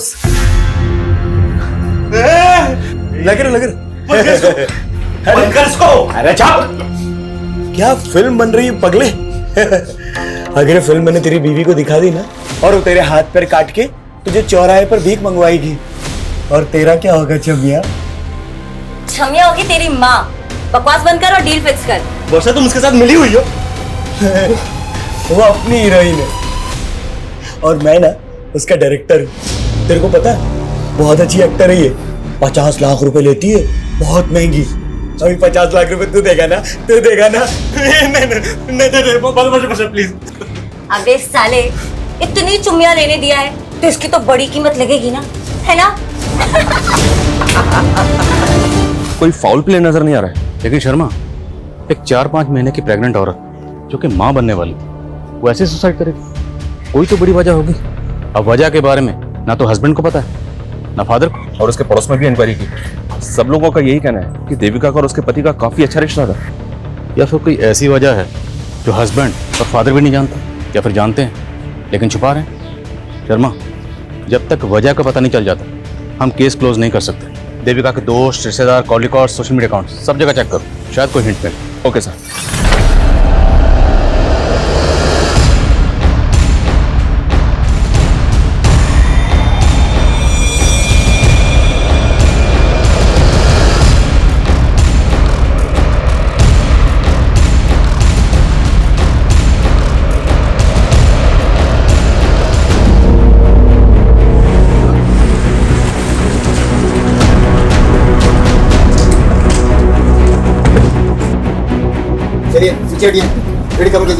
हटो।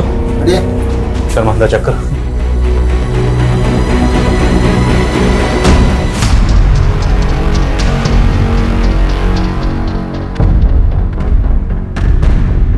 घर की कंडीशन देखकर लग रहा है कि रॉबरी का केस है। हो सकता है कि का तो लूट के इरादे से घर में आया और लूट के साथ साथ। सर इनका गंगा अग्रवाल नाम है और ये पड़ोसी इन लोगों ने कॉल किया था। आइए। सर सुबह मैंने दरवाजा खुला देखा। सर ये अपने बेटे ईशान के साथ रहती थी। मैंने सुबह ईशान को कॉल किया था लेकिन उसका फोन बंद आ रहा है सर। कहाँ हो सकता है ईशान? सर उसको तो हमने पिछले 2 दिन से यहाँ नहीं देखा। काम क्या करता है? सर वो एक मल्टीनेशनल कंपनी में जॉब करता है। कविता, इनसे ईशान का नंबर लो और कॉल करो सर। शर्मा, आया। बड़ी को पोस्टमार्टम के लिए भेजो और फोरेंसिक को बोलो। Okay sir. श्वास सर। क्या हुआ? सर दरअसल मैं जानता हूँ इस लेडी को। कुछ दिनों पहले इसने अपने पड़ोसी शंकर के खिलाफ कंप्लेंट की थी मुझसे। देखिए यही घर है और इस घर के मालिक शंकर ने एक माइनर से बच्चे को नौकर बना के रखा हुआ है। कल रात गंगा का ब्रूटल मर्डर हो गया, तुम तो जानते ही होगे। सर मुझे कैसे पता होगा?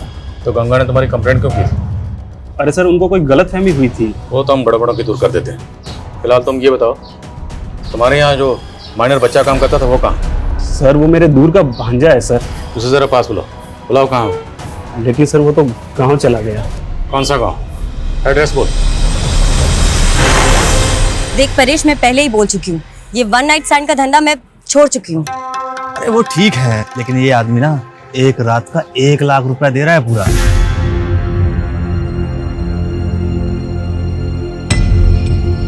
ठीक है, 1 लाख बोल दे उसको, वर्षा आ जाएगी।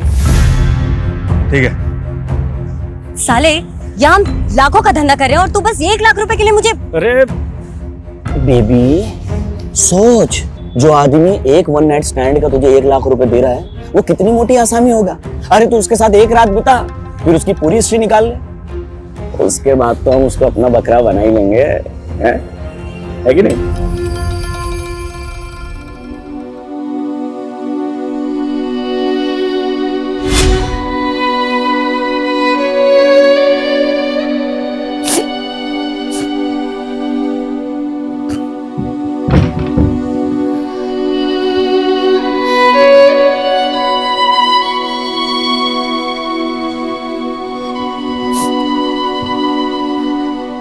देखो देविका, मैं समझ सकता हूँ कि तुम अपने फादर को बहुत मिस कर रही हो, लेकिन मेरा विश्वास करो, तुम्हें खुश रखने के लिए मुझसे जो भी होगा ना मैं करूंगा। मैंने तुम्हें बोला था ना कि पापा को शादी के लिए मना कर दो। तुम्हें अच्छे से मालूम था कि ये शादी मेरी मर्जी से नहीं हो रही। देखो देविका, समझदारी इसी में है that you accept the truth। और सच्चाई ये है कि अब हमारी शादी हो चुकी है, लेकिन जो वादा मैंने तुम्हारे पापा से किया है वही वादा तुमसे भी कर रहा हूँ कि तुम्हें खुश रखने के लिए मैं कुछ भी करूंगा। लेकिन मैं तुमसे प्यार नहीं करती। वो तो मुझे पता है, प्यार तो बहुत दूर की बात है, तुम शायद मुझे पसंद भी नहीं करती, लेकिन देखना एक दिन तुम्हें मुझसे प्यार हो ही जाएगा। सब कभी नहीं होगा, और हाँ, आइंदा मुझे छूने की कोशिश मत करना। सर मैंने देविका का सीडीआर और सोशल मीडिया अकाउंट चेक किया, उससे कोई भी क्लू नहीं मिल रहा है कि उसने सुसाइड क्यों किया। लेकिन सर उसकी डेली एक्टिविटी में एक चीज बहुत अजीब थी, वो चर्च के सामने एक आदमी को रोज खाना खिलाने जाती थी, और वो भिखारी कुछ दिनों से गायब है। तो तुम्हें लगता है उस भिखारी का देविका के सुसाइड से कुछ ताल्लुक हो सकता है? हो सकता है सर। ठीक, पता करो भिखारी कौन है और कहाँ गायब। सर। और सबको बुलाओ। Okay sir. सर, गंगा के बेटे ईशान का कुछ पता नहीं चल रहा है। पता चला है कि वो गंगा के मर्डर से एक दिन पहले से ऑफिस नहीं आ रहा था। तो यू थिंक कि ईशान के गायब होने का उसकी शर्मा उसके गायब होने की कुछ और वजह भी हो सकती है। ईशान के कॉल रिकॉर्ड चेक करो। Okay sir. और सर, गंगा का फोन अनलॉक हो गया जो हमें क्राइम सीन से मिला था। उसके फोन के रिकॉर्ड के मुताबिक उसने लास्ट कॉल केदार वर्मा को किया था। सर दरअसल गंगा जी गरीबों और बेसहाराओं के लिए एक रैन बसेरा बनवाना चाहती थी, तो वो मेरे थ्रू ही सर जमीन देख रही थी, इसलिए मैंने उनको कॉल किया था सर। आप गंगा जी को कब से जानते थे? करीब 6-7 महीने से। उनका किसी से कोई झगड़ा, कोई दुश्मनी? सर इसके बारे में तो मुझे कुछ नहीं पता है सर। अगर गंगा कोई जमीन खरीदने वाली थी तो हो सकता है उसने घर में कुछ कैश ला के रखा और इसी कैश की वजह से उसको मार दिया गया।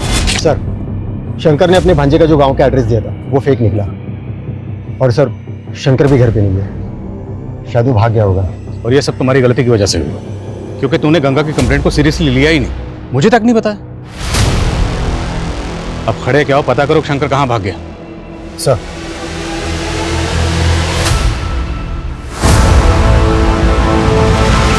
हाँ सर, देविका उस भिखारी को खाना खिलाती थी, लेकिन उस भिखारी ने ऐसा क्या किया कि आप ये सवाल पूछ रहे हैं? इसलिए क्योंकि जिस दिन आपकी बीवी देविका की मौत हुई उसी दिन से ये भिखारी गायब है। तो आप क्या क्या कहना चाह रहे कि देविका ने सुसाइड नहीं किया? अब किया या नहीं किया ये जांच का मामला है। सर मुझे कुछ समझ में नहीं आ रहा है सर। ठीक, अब जा सकते हैं, लेकिन कुछ भी याद आए तो बताइएगा। ठीक है सर। मैं कमिंग सर? हाँ। दिन पहले यानी कि 23 जुलाई की रात को इंदौर में बंद हुआ था। उसके कॉल रिकॉर्ड्स के मुताबिक उसको लास्ट कॉल वर्षा नाम की एक लड़की ने किया था। ये वर्षा है सर, ये वर्षा सूरत की रहने वाली है, और सरप्राइजिंग बात यह है कि तुम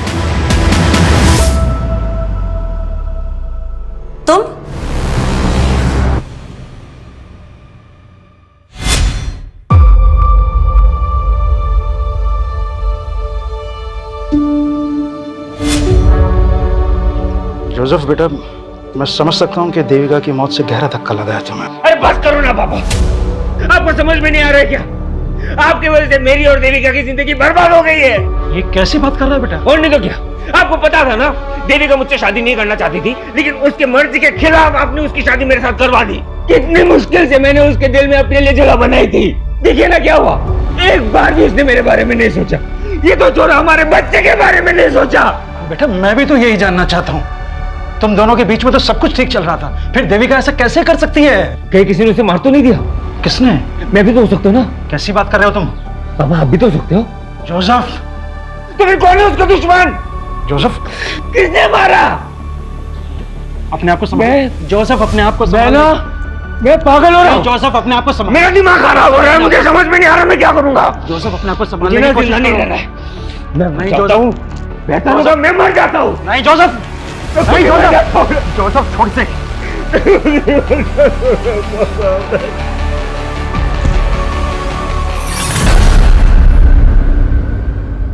वर्षा का मर्डर हो गया? जी, 23 जुलाई की रात वर्षा के सीडीआर से ही हमें पता चला कि उसने आखिरी कॉल ईशान को किया था। हम आप लोगों से कांटेक्ट करने ही वाले थे। 23 जुलाई से ईशान गायब है? Yes sir.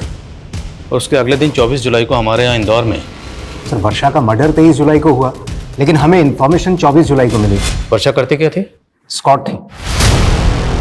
वर्षा के सीडीआर से ही हमें परेश और विक्रम का नंबर मिला। दोनों का क्रिमिनल बैकग्राउंड है। परेश एक पिम्प है और वर्षा इस विक्रम के साथ मिलकर लोगों को ब्लैकमेल किया करती थी। तो ईशान का एक एस्कॉर्ट से क्या ताल्लुक हो सकता है? हो सकता है सर ईशान भी वर्षा और विक्रम से ब्लैकमेल हो रहा हो। ये भी हो सकता है कि ईशान के गायब होने में इस विक्रम का ही हाथ हो।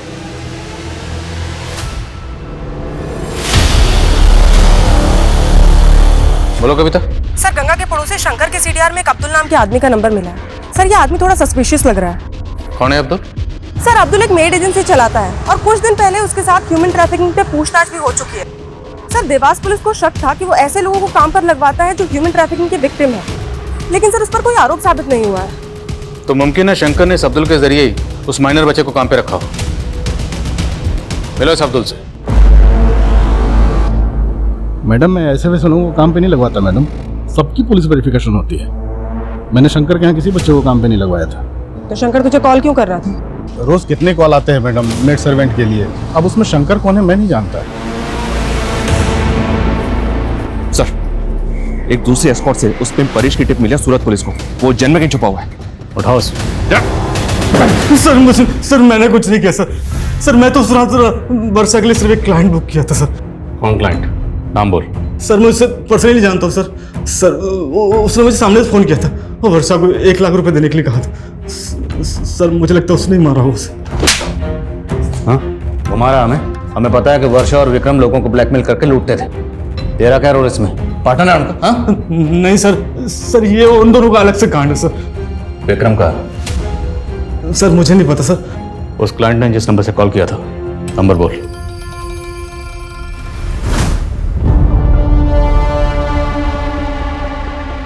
अरे जाना यार जा।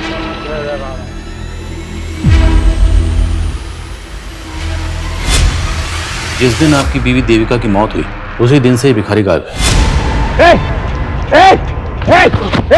कहाँ गायब हो गए? सच बोला।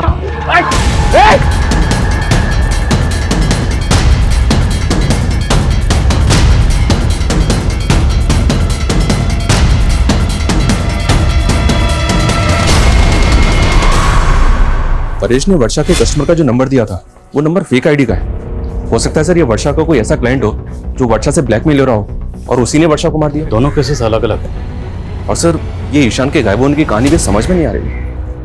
आएगी शर्मा, सब समझ में आएगी। एक बार ये इस विक्रम को ढूंढो फिर सब समझ में आएगी। सर जोसेफ का कॉल आया था, उसने उस भिखारी को एमजी रोड पे देखा है। हम भिखारी लोग हैं साहब, जगह बदल बदल के भीख मांगते हैं। तो हमें सिर्फ ये बता, देविका तुझे रोज खाना खिलाने के लिए आती थी, वो अकेले आती थी या उसके साथ कोई होता था? साहब मैम सब बिल्कुल अकेली आती थी, पर उस दिन साहब एक लड़का आया था जो उनको बहुत परेशान कर रहा था। मेरी बात सुनो प्लीज, एक बार मेरी बात तो सुनो प्लीज। कौन था वो लड़का? मैं नहीं जानता साहब, पर साहब मैंने कुछ नहीं किया, मुझे माफ कर दो। जाने दो सर। देविका ने मुझे कभी नहीं बताया कि कोई लड़का उसे परेशान कर रहा था, और पहले तो आप उस भिखारी पे शक कर रहे थे, अब उस पे यकीन कर रहे हैं। हम सिर्फ आपसे कंफर्म करना चाहते हैं, क्या देविका की जिंदगी में कोई लड़का था? सर मैं आपको कह तो रहा हूँ ना, कोई नहीं था। फिर ऐसी क्या वजह रही होगी कि 4-5 महीने? सर ये मैं कैसे बता सकता हूँ? ठीक। मैं कमिंग सर? सर शंकर के बारे में पता चला है, वो भोपाल में अपने भाई के घर पर है। सर हमारे कहने पे भोपाल पुलिस ने उसे अरेस्ट कर लिया है। मानता हूँ सर वो मेरा भांजा नहीं था। तो भागा क्यों था? सर मैं डर गया था सर। कम पैसे का नौकर ढूंढने के चक्कर में अब्दुल ने मुझे वो माइनर बच्चा दिया था काम पर रखने के लिए, लेकिन सर मैंने उस बच्चे को पहले ही निकाल दिया था सर। तूने हमसे बोला कि ना तो तू शंकर को जानता है, लेकिन पता चला हमें ये सारा कांड तेरा ही है। सर मैं मानता हूँ कि मैंने एक माइनर बच्चे को काम पे लगाया, लेकिन मैंने किसी का मर्डर नहीं किया है सर। गंगा के बेटे ईशान को भी तू नहीं गायब किया है? बोल, किया है नहीं किया? सर मैंने कुछ भी नहीं किया सर।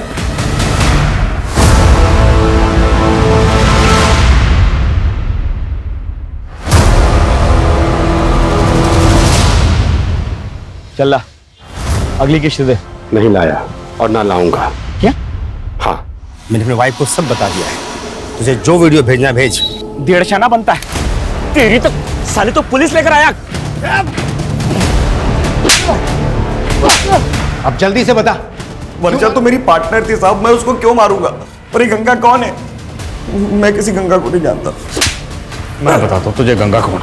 गंगा ईशान की माँ, और ये वर्षा ईशान को कॉल करती थी। अब ये बता कि वर्षा ईशान को कॉल क्यों करती थी? बोल। कौन है तो? कौन क्या? और शक्ल क्या देख रहा है? जल्दी कर। वर्षा तू भी इसके साथ मिली है? अबे वो अपनी टीम में। एक और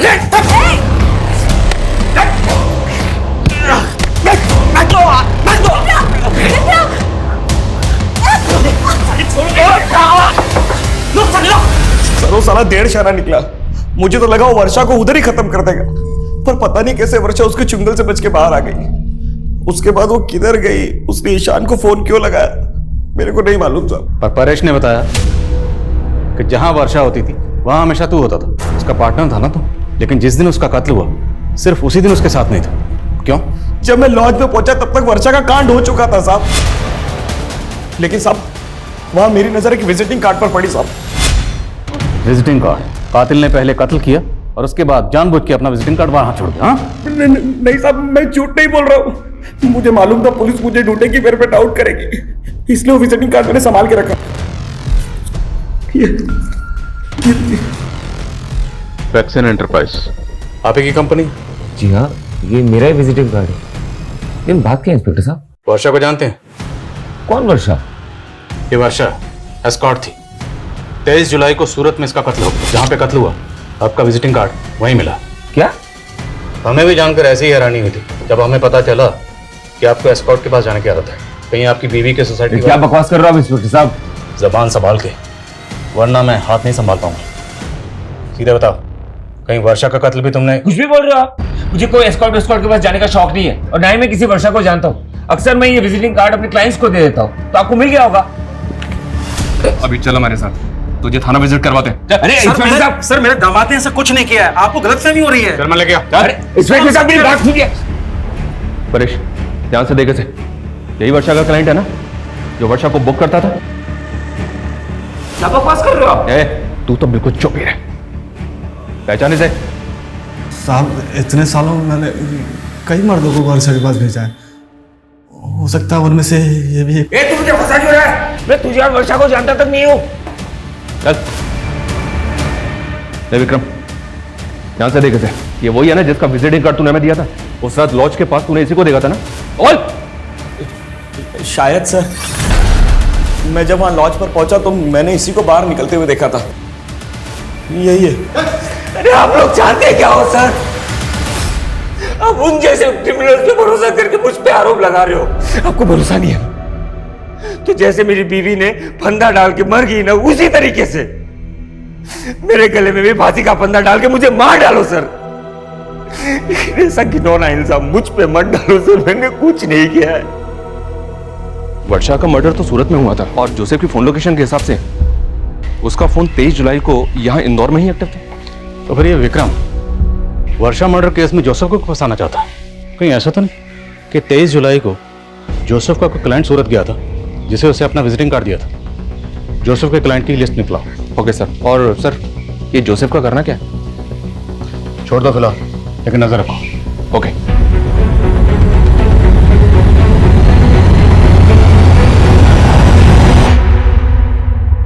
मैं कम सर?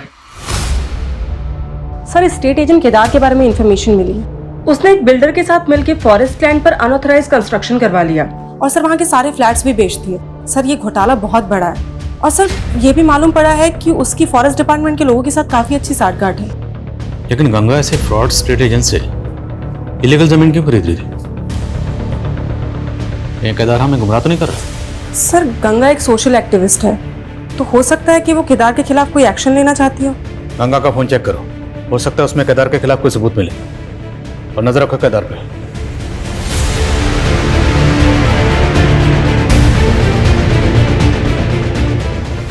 सर, गंगा के फोन का डेटा चेक किया।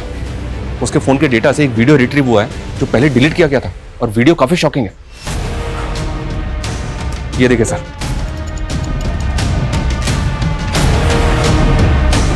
गंगा के फोन में देविका का वीडियो, और वो भी ऐसा वीडियो। ये वीडियो हमें गंगा नाम की सोशल एक्टिविस्ट के फोन में मिला। क्या चक्कर है? क्या छुपा रहे हो? मैं कुछ छिपा नहीं रहा सर। मैं तो जानता था भी इस वीडियो के बारे में। और ये देविका के साथ कौन? यही तो हम जानने हैं कि देविका के साथ किसने और क्या। सर मुझे इस वीडियो के बारे में कुछ नहीं पता।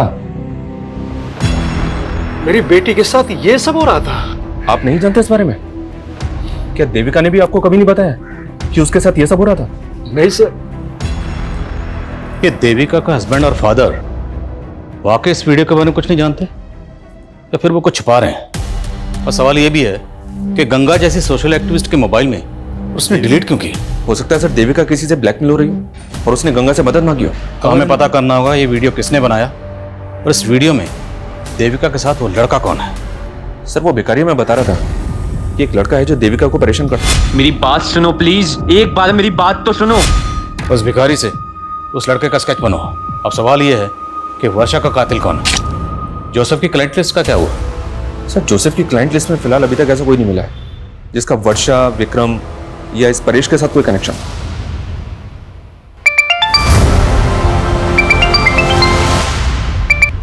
हेलो,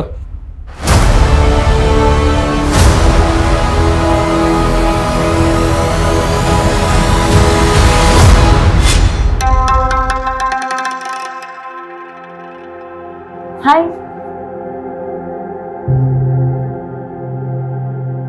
आप किसी का वेट कर रहे हैं?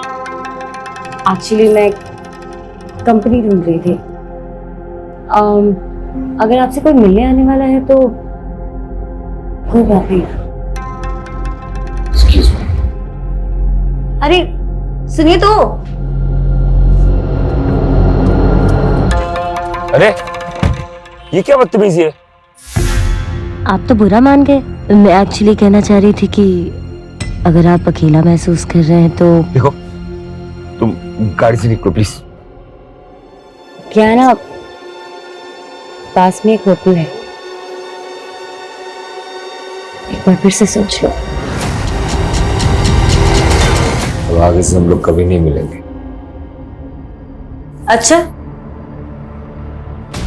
अभी नशे में तो कह रहे थे कि तुम्हारी बीवी तुम्हारे साथ सोती हुई है।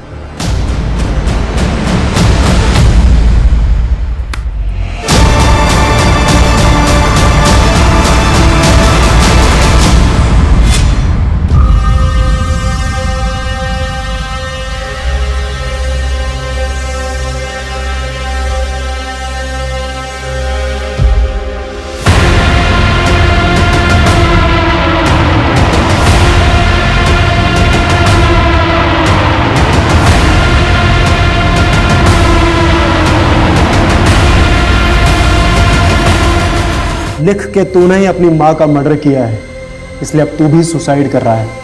चल लिख।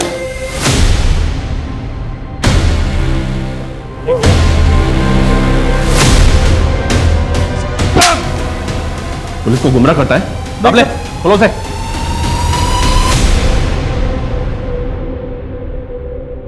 सर मैंने गंगा को नहीं मारा है सर। अबे ओ, तेरी बात पे पहले भरोसा करके देख चुके हम, अभी और नहीं, अभी सिर्फ सच बोल। मेरा यकीन मानिए सर।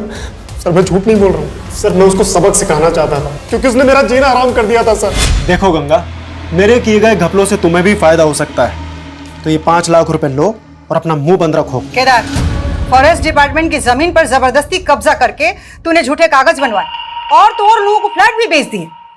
मैं तुम्हारी ये पोल खोल कर रहूंगी, सबूत है मेरे पास। लेकिन सर उससे पहले उसका मर्डर हो गया। और सर मेरा यकीन मानिए, मुझे नहीं मालूम उसको किसने मारा है। शर्मा, बड़ी टेढ़ी खीर आई, पहले इसको जरा सीधा करो फिर बात करते हैं। सर नहीं, जाओ। क्या मेरी माँ का मर्डर हो गया? पता ही होगा तुम। हमें पता चला है कि तू और देविका कॉलेज में एक साथ पढ़ते थे, और ये भी पता चला है कि देविका की मौत से पहले तो उसे मिलने गया था।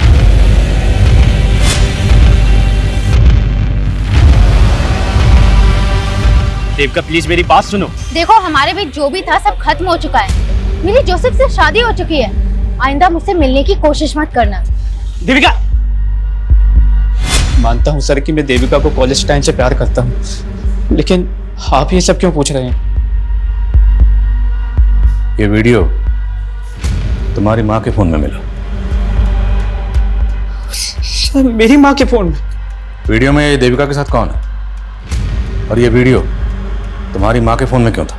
सर मेरा यकीन कीजिए, मैं नहीं जानता इस बारे में सर। वर्षा के बारे में तो जानते हो ना? क्या कनेक्शन है उसके साथ? कुछ छुपाना मत, वरना बुरे फंसोगे। बोलो। सर देविका को खोने के बाद मैं अपनी लाइफ से फ्रस्ट्रेट हो गया था सर, और इसी फ्रस्ट्रेशन में प्रोस्टिट्यूट्स के साथ तभी सर मैं वर्षा के कांटेक्ट में आया। लेकिन सर वो तो मुझे ही लूटने की कोशिश कर रही थी। पानी।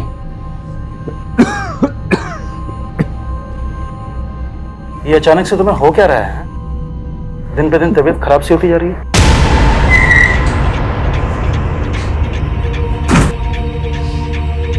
चलो चल, अरे चल हमारे साथ। अरे सर मैंने क्या किया? एक मिनट किया। सब बताएंगे तुझे, लेकिन लॉकअप में। अरे सर मेरी बात तो सुनिए। चलो सर। अरे सर मेरी बात इसने कुछ नहीं किया। मुझे क्यों लेके आया? मैं कह तो रहा हूँ मैंने कुछ नहीं यूसुफ, सर तुम्हारे नाटक से पर्दा अब उठ चुका है। हमें पता चल चुका है कि तुम सिटी हॉस्पिटल में एक लंबे अरसे से अपना इलाज करवा रहे हो, क्योंकि तुम HIV पॉजिटिव हो।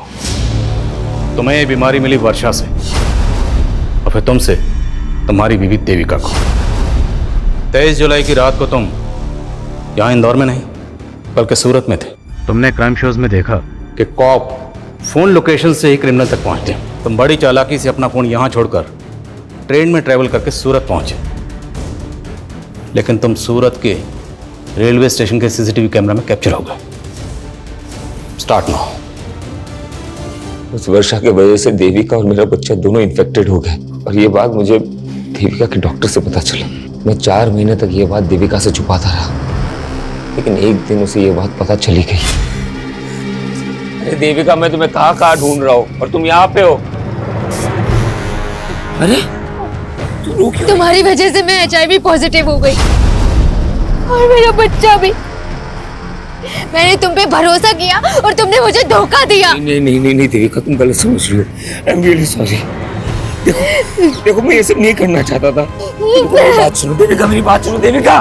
मैंने उस पिंक परेश का पता लगाया और एक फेक ID नंबर से उसे कॉल किया और वर्षा को हायर किया। तो मुझे समझ में नहीं आया कि ईशान ने ऐसे क्यों किया। सर देविका जोसेफ की हो चुकी थी, जो मुझे हरगिज बर्दाश्त नहीं था। मैं देविका और जोसेफ से बदला लेना चाहता था, और मैंने एक प्लान बनाया कि वर्षा जोसेफ को HIV इन्फेक्ट कर दे। तुम्हें यह बात पता नहीं थी कि तुमसे शादी से पहले देविका ईशान से प्यार करती थी? शादी से पहले देविका का किसी के साथ अफेयर था, ये मुझे पता था। लेकिन वो ईशान था, ये मुझे नहीं पता था। फिर तुम दोनों की शादी कैसे हुई? सर ये सब कुछ उस गंगा की वजह से हुआ है। देखिए यही घर है, और इस घर के मालिक शंकर ने एक माइनर से बच्चे को नौकर बना के रखा हुआ है। मेरी बेटी तो ईशान से प्यार करती थी, लेकिन गंगा को मेरी बेटी और ईशान की नजदीकियां पसंद नहीं थी। और सर वो वीडियो गंगा ने बनाया था, जिसमें मेरी बेटी उसके बेटे के क्या? उस वीडियो में जो लड़का है वो ईशान है? मैडम मुझे सच में नहीं मालूम था कि मेरी माँ ने हम दोनों का कोई वीडियो भी बनाया था। सर वो औरत जितनी भी महान बनती थी, लेकिन बहुत गिरवी औरत थी। महेश, देखिए अपनी बेटी की करतूत। कौन बोल रही हैं? गंगा अग्रवाल। तेरी बेटी ना मेरे बेटे को अपने प्यार के जाल में फंसाने की कोशिश कर रही है। ये कैसी बातें कर रही हैं आप? जो लड़की शादी से पहले मेरे बेटे के साथ सो सकती है, वो लड़की किसी और के साथ भी सो सकती है। और अगर तूने अपनी बेटी को नहीं समझा है ना, तो ये वीडियो वायरल कर दूंगी। वैसे भी मेरा बेटा तो इसमें दिख नहीं रहा। नहीं प्लीज ऐसा मत करना। इससे पहले कि तेरी बेटी का जादू मेरे बेटे के सर चढ़कर बोले, अपनी बेटी की शादी करा दो। और सिर्फ 7 दिन की मोहलत दे रही हूँ बस। लेकिन इतनी जल्दी मैं देविका की शादी कैसे कर पाऊंगा? लड़का भी मैं बता देती हूँ। एक अच्छा लड़का है जोसेफ, दूसरे समुदाय का है, लेकिन बहुत अच्छा है। जब मुझे ईशान के बारे में पता चला तो मैंने इस बारे में देविका के फादर के साथ जाके बात की और उन्होंने मुझे सब कुछ सच सच बता दिया। मुझे तो लगा गंगा आंटी की वजह से मुझे देविका जैसी लड़की मिली, लेकिन वो तो सबसे बड़ी कमी नहीं थी। इस सारे फसाद की जड़ वही थी। तो उस ईशान को भी नहीं छोड़ता, लेकिन वो मुझे मिला नहीं। उसके और उसकी मां की वजह से आज देविका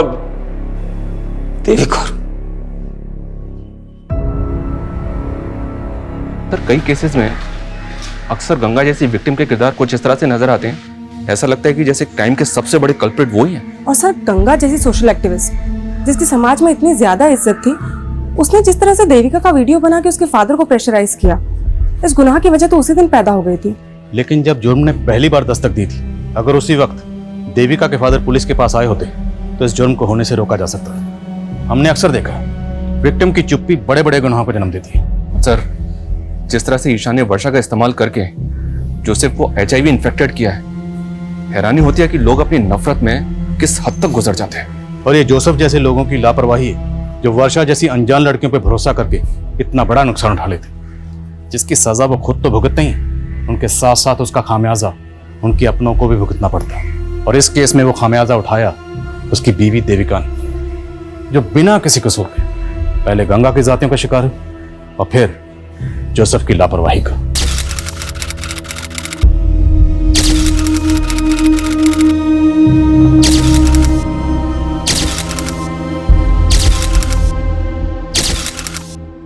क्राइम पेट्रोल्स के और भी दिलचस्प कहानी देखने के लिए हमारे चैनल को सब्सक्राइब करें और बेल आइकॉन दबाना न भूलें। क्राइम पेट्रोल्स के और भी दिलचस्प कहानी देखने के लिए हमारे चैनल को सब्सक्राइब करें और बेल आइकॉन दबाना न भूलें।